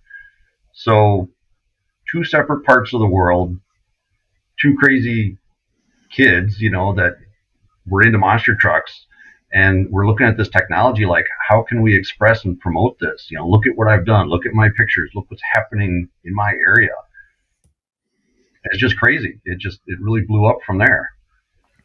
What's pretty wild about Andrew, I think I met him once, and you might have even introduced him to me, excuse me, at I want to say Bloomsburg or something one year to Jamboree. But what's really funny is when I was in my early teens or whatever, living here in Cheyenne, Wyoming, back in 97-ish, 96, 97, Bigfoot 4 did a static display. Dave Harkey was the caretaker for that truck at the time. Bigfoot 4 did a display at our Ford dealer here in Cheyenne. And I have a couple pictures. I can drop one in here of, my siblings and I around that truck. And it was wearing the 97 lightning bolt scheme. Don't call it pink and teal, the lightning bolt scheme. But Andrew has pictures from that same display. Like, I don't know if he was road tripping across the United States to see what it was like over here and go to anything monster truck related he could, but how the heck he ended up in Cheyenne that same weekend and has pictures of Bigfoot 4 at that display is just, we could have been standing 10 feet away from each other, not knowing we're both super fans, taking pictures of the same truck at a really obscure, Ford store in the middle of nowhere, which I thought was kind of funny. But certainly. So monstertruckracing.com. Andrew's site was Monster Trucks UK. Is that right? Yeah. Is what he called his site. Of course, TruckWorldOnline. And I just have to say, like, for fans of my generation, because I would say we were, I think of when my involvement with websites started around 2001, 2002, I would say we were the Gen 3 of monster truck internet culture, let's say, and you guys were on the very leading wave of that. And I think so much of what you did, and Dave and Dwayne and everybody with Truck World, especially, Truck World was so iconic, and that kind of led to, Monster Zone with Brian Manson and Andrew Polachko. And Looker, if you remember any of these sites or I'm forgetting one, chime in and let me know. But, Monster Zone. And then of course that led to what we did with, Sean Hancock and myself with Monster Style. He started that. I joined him shortly after he lit that off in 2002. And then that eventually led into, what Ross has built with the Monster blog. So from your vantage point now in 2025, looking back, 30, 35 years, obviously your photography stands the test of time, but I'm curious to see, what kind of pride or observations you might have in what your guys' early internet work did to really knock the door down for the sport to embrace, using the internet as part of its way, a medium to connect to its fans, which we know the whole sport revolves around internet connectivity now. Yeah, certainly. It's amazing to see where it started and where we are these days with technology. Dave and I were asked to do the Monsters Monthly column for Truck World in 1998. Ken Brubaker started that. He ran it for a year for Truck World, but he was getting pulled in a lot of different directions. He was in high demand for different events and articles and things like that. So, he kept providing Truck World with info, whether it was features or, editorial stuff, whatever. But he's like, this monster truck thing is too much for me. I need to peel that off. So, Dave and I were like, yep, absolutely, we can do this. It was a huge honor to be asked to do it because, like I had said, I've been around these guys for so long, and, they're like, oh, okay, you're starting a website too. That's cool, whatever. But, they knew I was in the dirt right there with them, at some of these events and stuff. And they're like, let's do this. So, Dave and his wife Beverly and their son Dan, they had been traveling to different events for special events or for Bigfoot. So we had a nice relationship. I'd known them for, 5+ years at least at that point. And we just kind of went with it. So, going to a jamboree or an event, we would all take pictures of stuff, but, his wife would focus a lot on, all the facts, all the show truck stats, all the different times, who ran what time and, won what place and all that kind of stuff. And, Dave and I's big focus was on the monster trucks. And I mean, top quality photos, that was our goal. Granted, we had limitations back then with just the technology, but Dave being from Kodak, it was all about, clarity, composition, exposure, all that kind of stuff. And Photoshop had come out a couple years before then, so we were kind of learning that tool. Thank goodness for Photoshop. Oh my gosh, but it was, it had to be right. It had to look professional because Truck World was started by an amazing photographer editor that worked at magazines. So it needed to be magazine quality, only online. Because we were helping sell Truck World. People would look at it. It couldn't just be kind of, that's half-half. It needed to be clean and professional. And we just did the thing that everybody started doing once the other sites came around, is calling people, trying to get news, trying to get stories. It was really cool because as a fan doing this, it was kind of like you're hearing, Bigfoot would be like, well, don't tell, but here's what we're doing, coming up, or we just got this toy, or we just got this opportunity. And, starting to hear that from everybody, it took a while for them to realize, if you tell us your secrets, we will help promote you, and that will generate interest in you. And they finally got it. It took some time, but it was really neat. So working with the different promotion companies, suddenly they're like, hey, talk about us. That's how I met, USHRA and got into Monster Jam and stuff. They're like, well, we've got stuff going on, and, all the different promotion companies. So it seemed like Pace, SRO Pace, US Hot Rod, whatever you want to call them at the time, it seemed like them, and then, whether it was before or after the buyout, I don't know, but the Gravedigger brand, and then certainly the Bigfoot brand, it seemed like they were some of the early adopters of kind of like embracing the internet and realizing it had a true, opportunity for their business.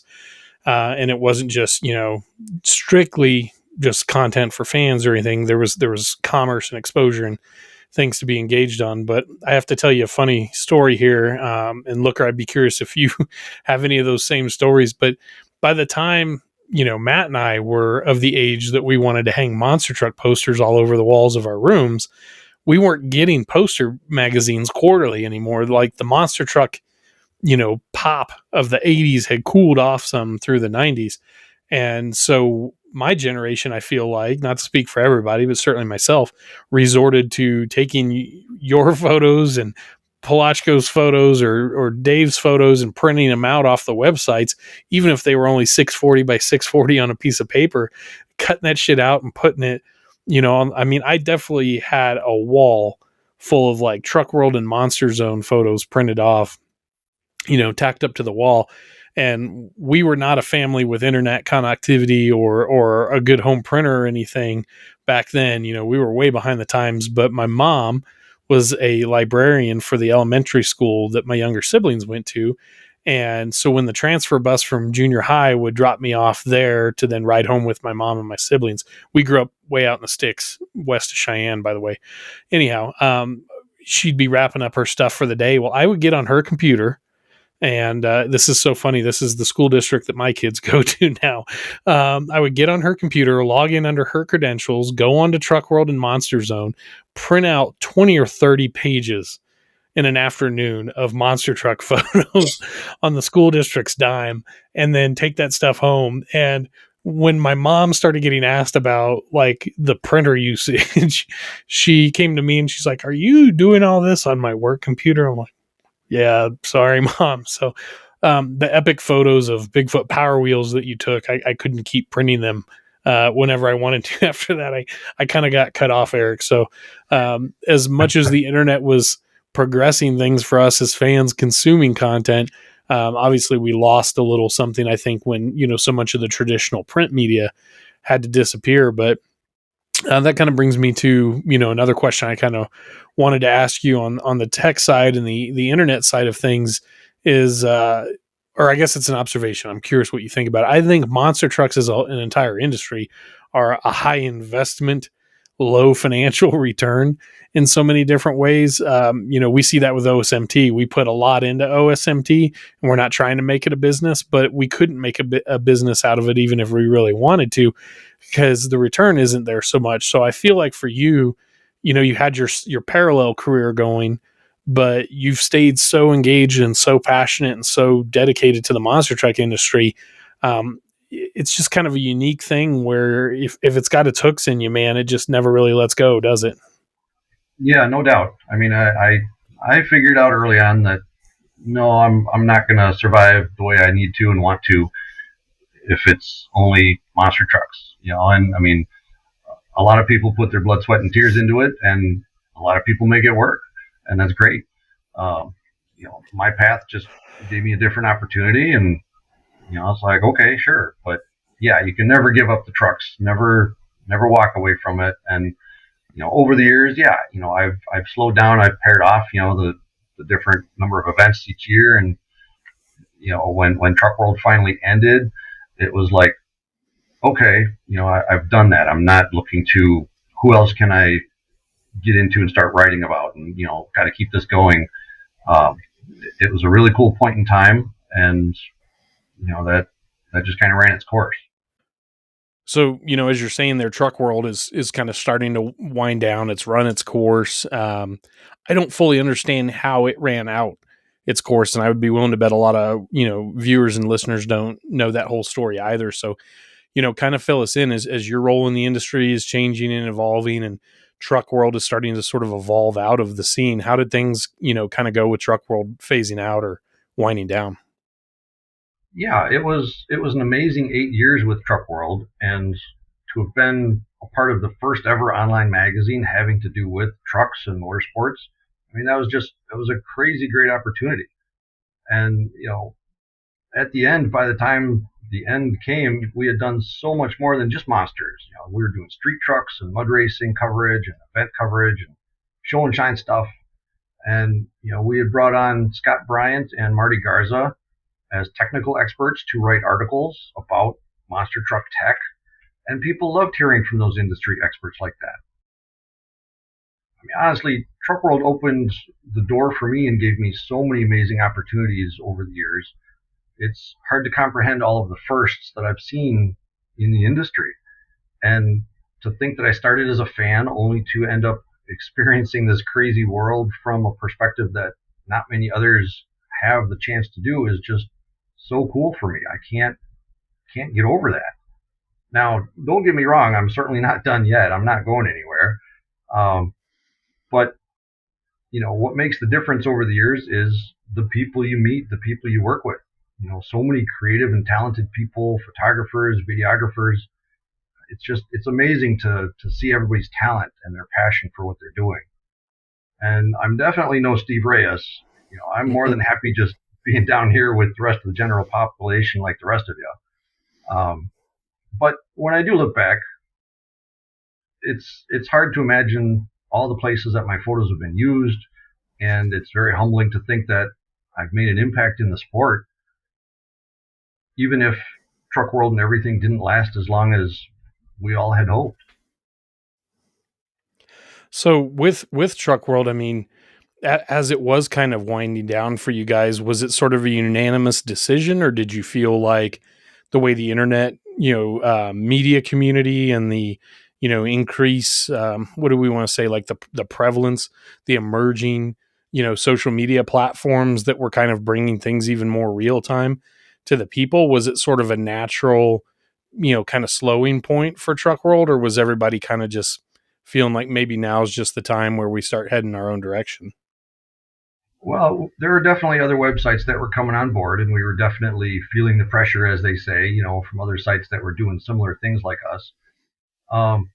In the early 2004, Dwayne Elliott actually sold Truck World to a company named Reliable Automotive out of Kansas City, and they were a very large wholesale distributor of like specialty aftermarket automotive parts and stuff like that. And they were doing business like everybody else back then, where they were doing mail order or phone order, print catalog kind of stuff.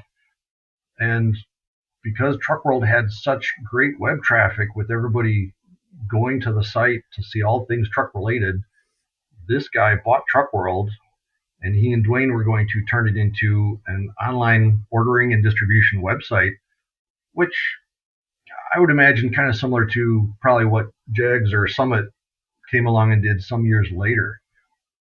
So the idea was that people would continue to go to Truck World for all the latest truck news and information, but then they would also buy all of their truck accessories there.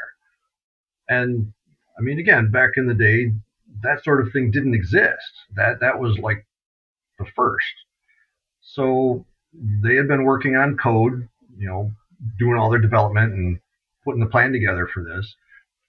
And they had discovered that there was another company named, they went by like Enthusiast World or the Enthusiast Network, also known as like 10. That company was starting to promote their own brand, and they were using Truck World as part of it. They had Ford Truck World and Dodge Truck World and Classic Truck World. So that was an issue. Early on, Dwayne had actually trademarked the Truck World brand. Mm-hmm. So he took them to court, and it was decided that because the names were, I guess as they put it, confusingly similar, the Enthusiast Network, that group was ordered to cease and desist, so they couldn't use anything Truck World related. Oh, wow. And that was a big deal. I mean, they had websites going, I'm sure they had all kinds of marketing activity stuff and whatever. And for a company to be told, nope, you have to stop doing what you were trying to do, I mean, that was a big blow for them. Now, unfortunately, right around that same time, the investor from Reliable Automotive that had bought Truck World, he had a massive health situation happen to him, which basically left him unable to continue his plan for his business at all. Oh, man. So he had to sell off the company, and in an ironic twist of fate, they wound up selling Truck World to the Enthusiast Network, who they fought to say couldn't have it. So they got it after all. Dave and I didn't really know that any of this was happening. It was all behind the scenes stuff. We had just been doing our monthly column, hammering out shows and whatnot. So in August 2004, we were told, hey, we're going to start working for this 10 group, and we're going to do Monsters Monthly still with them. And they're also going to publish Monsters Monthly in their magazine. They had a magazine that they called Trucks. And that was super cool at the time to be able to say, hey, we're writing it online, but it's also in the magazine. So that was awesome. We were very excited about that. Well, over the course of the next 3 months, like I mentioned in the beginning of this discussion, we discovered just how cutthroat the world of print magazines was. The politics, the bureaucracy, all the creative differences stuff just got to be too much. And, it ran for 3 months, 3 different issues. I think it was like magazine 25, 26, and 27 of that year for Trucks. After the 3rd issue, we were told that, hey, monsters don't really sell, and we need the space in the magazine for other stuff. So after 8 years, Truck World, along with Monsters Monthly, just basically came to an end. I would hope everyone at home watching or listening could hear me and Matt Looker rolling our eyes at the thought of anyone saying monsters don't sell. And Eric, I know you agree with this. Like, obviously, monster trucks sell to somehow, some way, to a variety of demographics. They sell. We wouldn't all be around, celebrating this industry still to this day if they didn't sell. I think a 50-year track record, or a little less, however you want to slice and dice it, but monster trucks obviously do sell. You think about just some of the long lasting brand names and iconography, and even some long-term sponsorships that persist through the sport. Obviously, monster trucks do sell. And, I don't think it's unfair to say a lot of this, web traffic that Truck World was able to point to, at that time when they were trying to set some of these deals up was, maybe not all, of buying age public. It might have been a bunch of punk kids like me jumping on there, 3 times a day, every day towards the end of the month to see if you guys have uploaded a new column. So, I appreciate you sharing that with us though, Eric. That is, interesting stuff there. And I really had no idea that, that much had actually unfolded in such a short period of time with the end of Truck World. That's not at all what I would have guessed, but, that certainly makes for an interesting story there, no doubt. So Matt sent me a photo in our little group chat earlier, and it looks to be from the Silver Dome. I'm going to guess probably 93, 94, like Monster Wars era. And you've got in the far lane, you've got David Morrison Equalizer, the Monster Wars Equalizer with like the orange font on the side, and then the black Taurus with the gold wheels, which both are incredibly iconic looks. And that kind of got us talking. I mean, that's a pretty slick photo. But what are some of in your mind, what are some of your more iconic photos that you're really in love with, whether they've been published widely or not? I mean, just curious to know, like, what are some of the ones where like, I remember that race. That was an incredible race. I got this awesome picture of it. What are some of those peak moments for you over the years? Yeah, I mean, the Silver Dome, certainly iconic, and I mean, they were just, you couldn't go wrong at the Silver Dome with different things, and it kind of opened up the world of travel for me. Different cities, different events. So different pictures. It depends. I mean, if you've got a cool picture and you're like, that happened in New Orleans at the Superdome, or that happened, at such and such an event where somebody won the championship. One of my personal favorites is from my early days, the Union Grove event with Barefoot and Bigfoot. It's a really nice side by side. They're both airing it out over the finish line. And yeah, it was probably just dumb luck back in the day because I was just a kid, whatever. But either it happens or it doesn't. And that's got so many memories of. I was just getting started, and the Penda series was amazing. And having met George Carpenter, and suddenly it's like Army Armstrong on TV for TNN, and he's talking to you, and it's like all my heroes are suddenly with me, and I'm working with them. It's amazing memories. So I don't have a particular favorite. It's many scenarios like that. So it's a lifetime of experiences. No, absolutely. And that's understandable. I mean, that's definitely putting a man on the spot when I'm like, well, you've taken 1 billion amazing photos of monster trucks, Eric. Give me 5. Like, no, I get that. I think of that Union Grove shot as well as being just an incredibly iconic photo from that time. I mean, I definitely, feel like you took over kind of the mantle from Steve Reyes as, you kind of became our Steve Reyes with some of the you just go back in as a fan, you look at some of those photos and you're like, oh man, like that is a moment right there. That is just like, whether it's like a Bo Jackson scaling the wall to make a home run robbing catch that somebody captured, or a football player reeling one in one-handed at the back of the end zone. I mean, those moments are just, like you said, some of them are just totally pivotal moments in the sports, racing history, especially through the Penda years. Matt, did you have any photos of Eric's that you've seen over time that, besides that Taurus one, that you wanted to touch on? I'm trying to remember. I don't know what year it was, but it was a slap wheelie from Firestone Wilderness at one of the outdoor events, just dragging the tailgate. And like you were saying, printing off pictures. I didn't have a mom that worked at the district, but I did have a computer lab in middle school that nice. I found out. I found a way to very on the sly print out. Unfortunately, they were black and white, but I found a way to print out pretty much as many pictures as I wanted if I went in at a certain time and had the room in my backpack to take it home. But yeah, there were a lot of those pictures from the jamborees that really stood out to me. Then that plastered my wall as a kid. Yeah, and a lot of memories. I mean, I remember, some of them were like just firsts, because not everybody could do a slap wheelie back in the day. That was something that evolved. Some trucks could figure it out, other trucks couldn't. So just seeing the first of all those kind of things, I remember, Dan Patrick, he had a different suspension setup with his cantilever in the rear suspension, all that. So, the truck wasn't great at slap wheelies in the beginning. He had tried and this and that. Well, again, why it's in my brain, I don't know, but, we were at the Sandwich Fair in Sandwich, Illinois.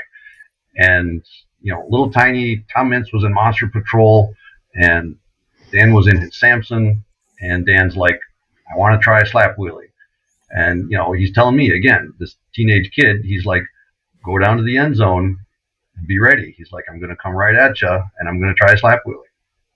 He tried it like 2, 3, 4 times, and it just wasn't right. And like his last time when he was turning, he's like, one more, hang on. So he went back and tried one more, and he nailed it. And that thing was, wobbling and this and that, and he was just coming at me. And again, I'm cramming on the shutter button, trying, come on, picture, and hoping it's focused and whatever. I got a good picture, and he used it on one of his souvenir cards. And US Hot Rod, they're like, hey, we need a copy of that. We want it in our yearbook. And it was cool. It was his first ever, and it was me there to capture it. And that was special. That was really neat.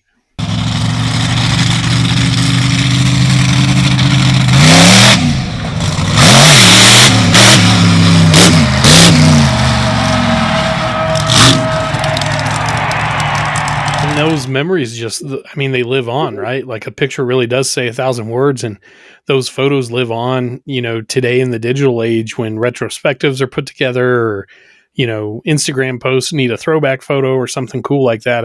Those things really persevere. And not everybody might know or take the time to investigate, the details behind that photo or how it came to be or who composed and shot it. But what an immense treat it is for those of us that have shot some pretty, epic moments like that, where we know, I would never compare any shooting scenarios with monster trucks to like catching the flag raising on Mount Suribachi on Iwo Jima during World War II, the iconic shot of the Marines raising the flag. However, every photographer worth his salt has a few of those Suribachi moments, I think, in his repertoire where you're just like, God dang, I'm glad I really got that one. Like that was just the money shot, essentially, so to speak. So we come out of the 90s and, we get through the 2000s and as you said, you've started to kind of, moderate, let's say your shooting schedule and things like that, just not going too crazy with,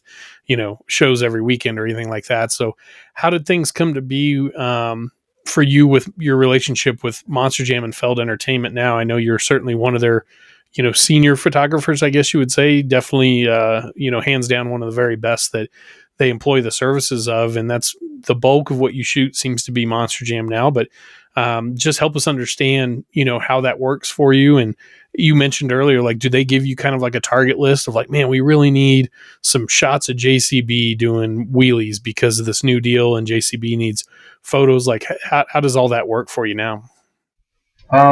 Yeah, I'm going on 30 years with Monster Jam now, which is pretty awesome. I love them, and I'd like to think that they love me because I'm still doing stuff with them. So that's great. When Truck World had ended, which was 2004-ish, it was just kind of a, well, now what do I do? And, Monster Jam was certainly growing. They had a direction that they were going that was nothing but up at the time. And, I was still doing stuff with some of the other, other promoters, special events. We continued on with that, with different things. And Monster Jam just had a lot of opportunities. So, yeah, it's definitely, you get a shot list. There's different places that they send you for different reasons, for different new trucks or new opportunities or whatever. And it's just kind of gone from there. Lots of marketing support, lots of behind the scenes promotional stuff for sponsorships, for different brands, different things that they want to do. And it's been a really good ride.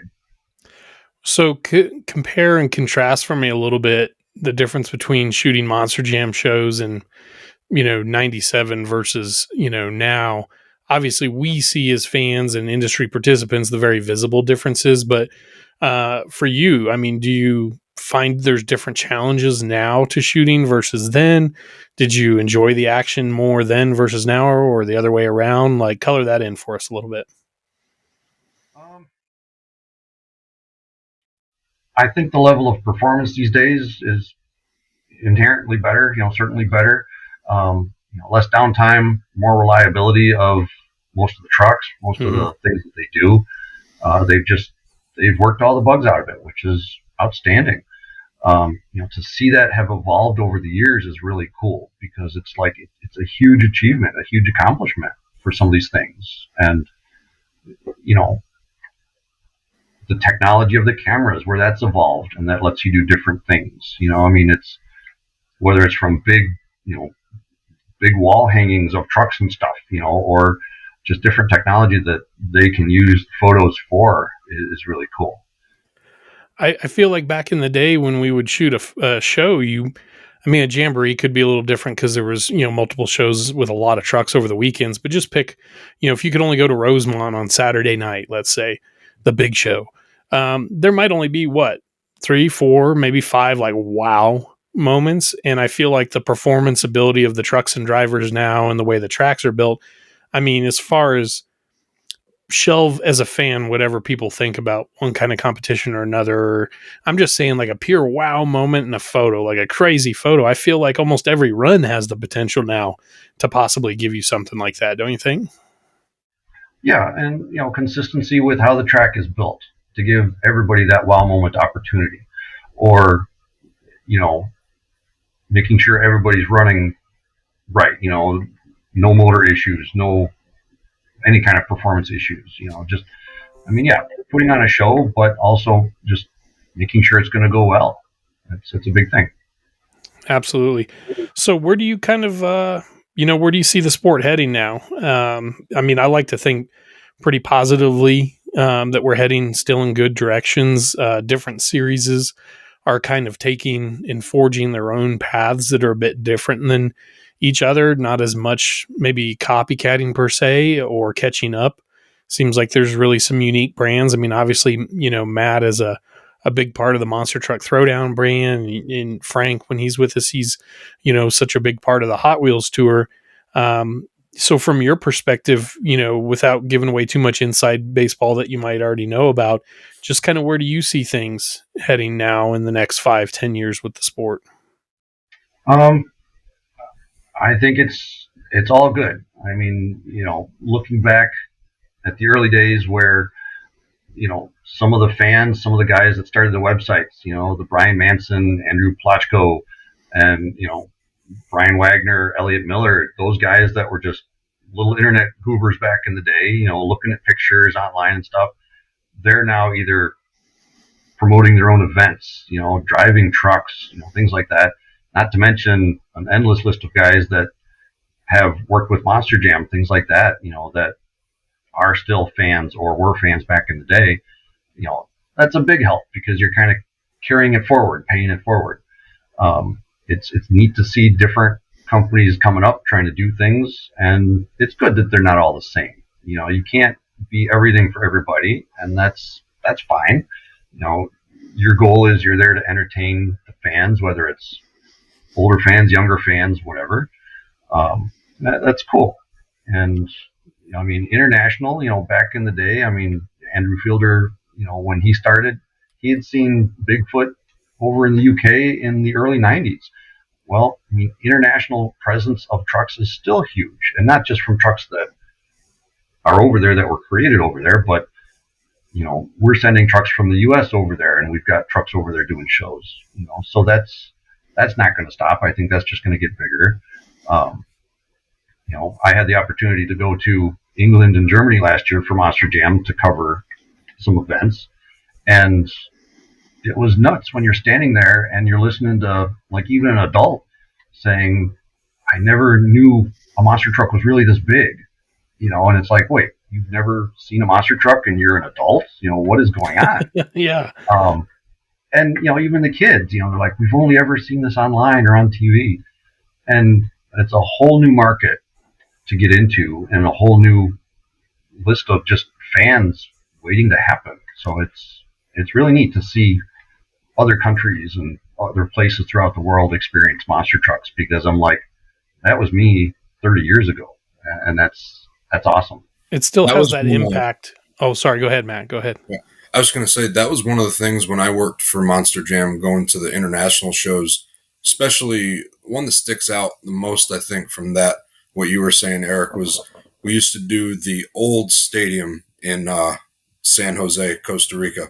And the fans there, very much, there's a third world country aspect to it. Not the entire country, but part of the downtown, And a lot of the kids and family that would come, they barely saw him on TV ever.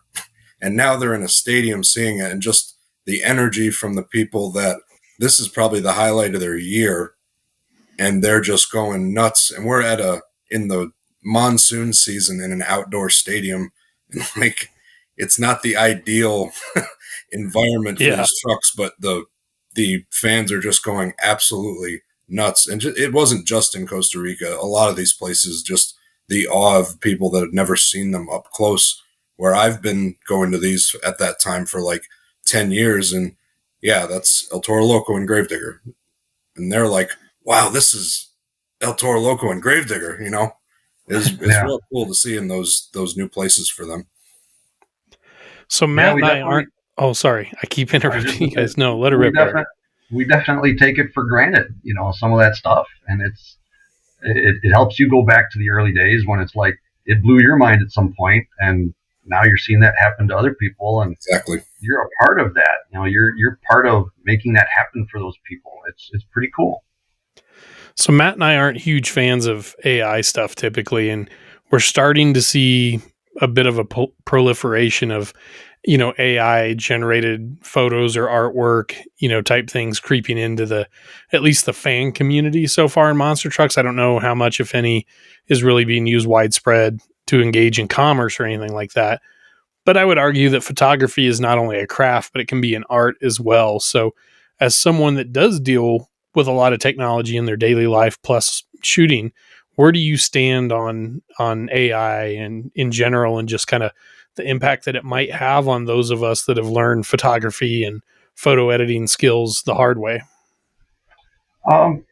It's just a new thing to try to figure out how to use it for what reason. I mean, we use some of it just here at work at Designcraft. We use it for different things, trying to see how will that help us with efficiencies and stuff. Certainly not necessarily a fan of somebody that does AI to a truck and puts it online, because I know it's not real, but somebody 30 years from now looking at it is going to be like, holy cow, whose was that? And it's like, no, that just wasn't, so a little misleading, but again, it's just where technology has come from. I mean, back in the day, the first maybe year and a half worth of Truck World, the internet would not accept JPEGs early on.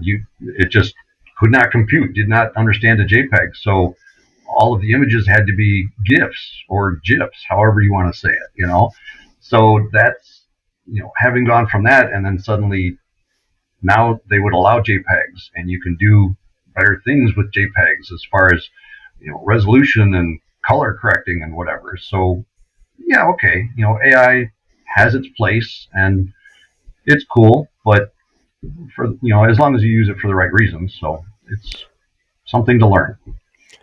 Speaking of learning new technologies, how revolutionary did that feel for you the first time you were able to look at the screen on a digital camera and see what you just shot and then make adjustments on the fly right then and there? Like how cool was that for you? That was pretty neat. Yeah, I do remember that, because one, you had to trust it. It's like, is this really what it's going to be, or am I going to get home and they're all going to be bad? But how mind-blowing is it to think back about a lot of those pictures that I took? You didn't have that. So it's like you're learning from the previous event, where it's like, oh, those were overexposed, those were underexposed. how do you compensate for that real time? That was a huge plus, and that was just really nice. And as soon as that made you feel like you got ahead, then it's like, oh wait, now I got to learn how to work with these on the computer more and stuff like that. So suddenly it's just never ending. You got to buy more equipment, more technology, evolve with it, but it's worth it. So how many, I got one more nerd question, and then Looker's got a much more practical real world question that people want the answer for. But what do you have as far as your loadout now? I mean, how many camera bodies or lenses will you typically take with you to shoot, let's say a stadium Monster Jam show where there might be a bigger field, that you need to cover versus like an arena, which is maybe a little simpler setup. Yeah. Again, still with Canon, so 1DX Mark IIIs, and usually it's two bodies, long lens, small lens, maybe a fisheye depending on the place. I mean, certainly something like that would be the setup for like World Finals, because there's so much happening, so many things, you got to have it all. Depending where I would go, smaller, maybe an arena or this and that, it's like, this is my assignment. I know what I need to do. So you don't need everything. Doing a World Finals event, you don't know what's coming next. So you got to be prepared. Neat. Matt, you had a question for Eric there too from the chat. Yeah. So I guess more for people that are listening, because I'm not an aspiring monster truck photographer, but I remember being a kid, and those photos that I had on 35 millimeter camera, that's kind of what I, even now, like, not because the quality was there, because it wasn't, but those are kind of memories that I cherish even now looking back at them. For someone that's maybe early teens, teenager that loves monster trucks and want to maybe get involved, not necessarily make a career out of it, maybe so, but maybe they just want to be more involved with it and kind of hone their craft, say, with being a photographer at monster truck shows. What kind of advice would you give them as far as, do you need to invest in a nice camera? How do I need to put myself out there type thing? No, I mean, cameras these days, they're getting smaller and lighter, and, all the mirrorless technology, things like that.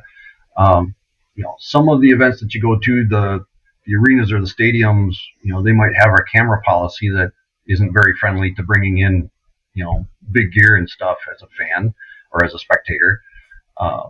But there are a lot of different motorsports opportunities to be able to photograph just to show I'm a good photographer, whether it's practicing or promoting yourself or whatever. And that's something I never really got into as far as different media. I mean, back with Truck World, I did a little bit, when the Pro Stock trucks came out with NHRA, I did a couple of years shooting them for Truck World, and, some championship off-road racing kind of stuff, the Pro 4, Pro 2 classes. That was fun, but I always just kind of gravitated back to the family, the monster trucks,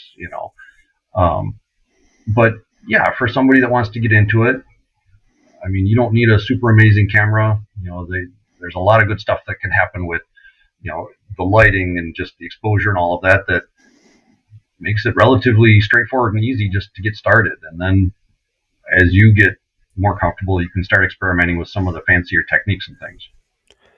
So I want to chime in on that, and I think all of that is pretty exceptional advice. And I don't want to sound like the get off my lawn old guy, because I think people might have it a little easier now with the quality of equipment that's made it into the market for the cost and everything, where things were tougher when Eric was doing it, and things were tougher when I started doing it after him. But monster trucks are so insanely fun and unique to shoot. There is truly, I believe, nothing in the world like shooting monster trucks. It's just such there's so many moving parts and pieces just on the truck, and the truck can go in 4 different directions at the same time, and different ends of the truck could be doing completely different things. I mean, there's just so much.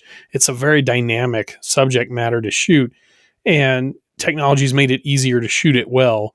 Back in the day, as crappy of a photographer as I was when I would get a couple shots, up on the computer at the end of the night where I was like, yes, I got at least a couple good ones. That felt really, really rewarding. And they're tough, and building lighting, building conditions, is there dust in the air? I mean, there's so many variables that can impact us that make it not always easy to shoot, but it's really fun, and it can be really rewarding to shoot. And I thought briefly, back in the day, I would, branch out a little bit, diversify, and not try and shoot just motorsports. And I found a love for, cities at night. Like, I love taking tripod mounted, photos of urban areas at night, capturing the light and the motion of the headlights and taillights of cars and things like that. I don't know about you, Eric, but I will say the hardest thing that I have ever shot photos of, apart from monster trucks at the USHRA Arena in Dayton, Ohio, where I don't even know if there was actual lights in the building. They might have just been candles burning in pots hanging from the ceiling. Portraits. I shot somebody's younger sister's senior portraits one time, and I was like the meme of Key and Peele, just like sweat rolling down my face. I'm like, this makes me so nervous. Like, if I screw up a picture of Monster Mutt this weekend in Springfield at the Jamboree, no one's going to be mad at me. If I screw up this poor girl's senior photos, she's going to remember me forever, not in a good way. So I think it's kind of a blessing that we all like shooting monster trucks more than, too much of that really important human subject matter, Yeah, absolutely. And I've realized that over the years too. I mean, no, I'm not a great people photographer, and I think that just kind of came from early on, where I have an opportunity. Okay, here's a great picture of King Crunch, sitting here, before the show and stuff like that, and I had no interest in taking a picture of the driver. I'm like, hey Scott, can you go over there? I want to take a picture of the truck. And so I have very few pictures of drivers and stuff from back in the day, because it was about the truck. It wasn't about the driver. And that evolved. I mean, Army Armstrong and everybody started trying to help make the drivers famous, and, where are they from? What city, what state, whatever. I just never, for whatever reason, it never clicked that let's promote this person. It was about the truck and what is the truck doing. So yes, I agree. People photography is incredibly hard, and I think that's what makes things work with Monster Jam these days. Is I feel like I'm good with the action and the track stuff. They'll bring in another photographer that does a lot of the portrait yearbook, pictures of everybody, all the drivers, and promotional stuff, holding the different souvenirs and merchandise stuff. That's not my strong suit, but you got to learn sometime. I tried to shoot like candid, sort of in the trenches type stuff on a variety of occasions back in the day, and the monster truck industry is maybe different now. I haven't shot a show in a lot of years, although this has me kind of wanting to shoot again some more. But it's really hard to shoot pictures of monster truck guys at work or gals at work doing their thing. And Looker will back me up on this. It's really hard to shoot photos of them and not get one of these right back at your lens while you're trying to like get in there while they're working on a planetary, and you want to capture some raw human emotion. And next thing you know, like right in front of your lens, and you're like, God dang it, guys, like, just take this serious for a second. I need a cool photo of you guys. No, get the hell out of here, So yeah, not always easy. Well, Eric, oh, sorry. No, I was just, go ahead, finish that thought. Yeah. There's, I'm certainly not comfortable in front of the camera either. I mean, you've been chasing me around for quite some time to get me to do this. But yeah, you want to try to capture that, because it's so cool when you look back and you're like, oh, I remember that person, or, this guy, this girl, and they're no longer part of it. And, there's no other way to do that. But at the time when somebody's pointing a big old camera at you, you're like, what are you doing? Don't get in my face. So it's tricky, but 9 times out of 10 down the road, when they see that, they're like, I'm so glad you did that. That's a great memory of mine. Thank you for capturing that. And I'm like, yeah, it just wasn't always easy. So I think that is a brilliant point you make, and I want to echo that point across what we do with Bottom Dead Center, and that's kind of what I had told you when we talked, the first time when we decided that, you were ready to come on the show, is your stories are important, just like the candid photos of people working on the trucks or something are important. Folks like yourself, your stories are important to document and share with other folks, because it colors in so much of the coloring book black and white pages of the monster truck industry's history that no one's really fleshed them out and colored them in yet. And thanks to people like yourself, we have the posters for our walls. But what we need are the memories for our scrapbooks now, is kind of how I like to describe it. So, I know Matt and myself, and I guarantee everybody listening to this, we can't thank you enough for making some time to sit down and talk to us tonight and open up to us and, share so many of these memories that you have. And your experience is what we really cared about. And because you've documented everybody else's for us in so many different ways. So, truly from the bottom of my heart, as somebody that I met as an aspiring would-be photographer and eventual, worker in this business, having you always be kind and willing to take the time to talk to me and, listen to a dumb joke or a story about shooting or give me some pointers on a camera. I mean, you've been a much bigger inspiration and asset to a lot of folks like myself than you might actually realize. So, truly, I want to thank you for coming on with us this evening. Well, thank you. It is hard to hear that, because it's like, I was a tiny part. You look at the whole world of monster trucks and it's like, I feel like I've hardly done anything, but everybody serves a purpose and has their point in time. And yeah, it's super cool to see all the others that kind of followed after me, after Truck World, with, their websites and how they wanted to promote and talk about trucks. And it just shows that everybody's very passionate about it. And, that's their way of expressing it. And, different technologies, social media, all the different things that are coming around. It just makes it fun and it's cool. Again, not everybody has to be the same with it. So thank you for the compliments. I appreciate it. No, that's awesome. Well, Looker, did you have any parting thoughts before we wrap this one up? No, I think this is a good episode for me just to be quiet and let, you're probably not going to want to hear this, but let one of the legends in your part of the industry speak. So yeah, it's great having you on and hearing all the connections that I'm sure 90% of the industry doesn't know about from back in the day. So thank you very much for sharing all that. Yeah, thank you again, Eric. And we wouldn't be afraid to have you on another time in a future episode or future season if you ever want to come back on and talk some more shop with us, or maybe we get a couple different, photographers on and do a little a fun sort of side episode, little photographers roundtable or something like that. But thank you for the shots and stuff that you've shared with us to be able to share with everybody watching this episode as well too. I think it's been great to illustrate the episode with so much of the awesome work you've done. So we'll let you go for now, and we're going to do the same here. We're going to put a wrap on season 2, episode 4 of Bottom Dead Center. So on behalf of Eric Stern, our special guest tonight, Matt Looker, and myself, as well as our OSMT brain trust behind the scenes, all the rest of our crew, Frank, Cody, Iceman, and we have this little research team group chat now, I got to tell you, and it's Chris Mormanis and Matt Stoltz and Justin Mosinger, and I call them they're the OSMT anarchivists. They're not just our archivists, they're borderline anarchistic with their level of knowledge of all this stuff. So on behalf of everybody, we want to thank y'all for tuning in. Hope you enjoyed this episode. We'll be back to you in a couple weeks with another Bottom Dead Center episode. We've got some more guest plans still through the end of the year that'll hopefully give you some pretty interesting stuff to tune in on. So once again, thanks for tuning in, and thank you to Eric Stern being our special guest. We'll see you guys here in a couple weeks on the OSMT YouTube channel.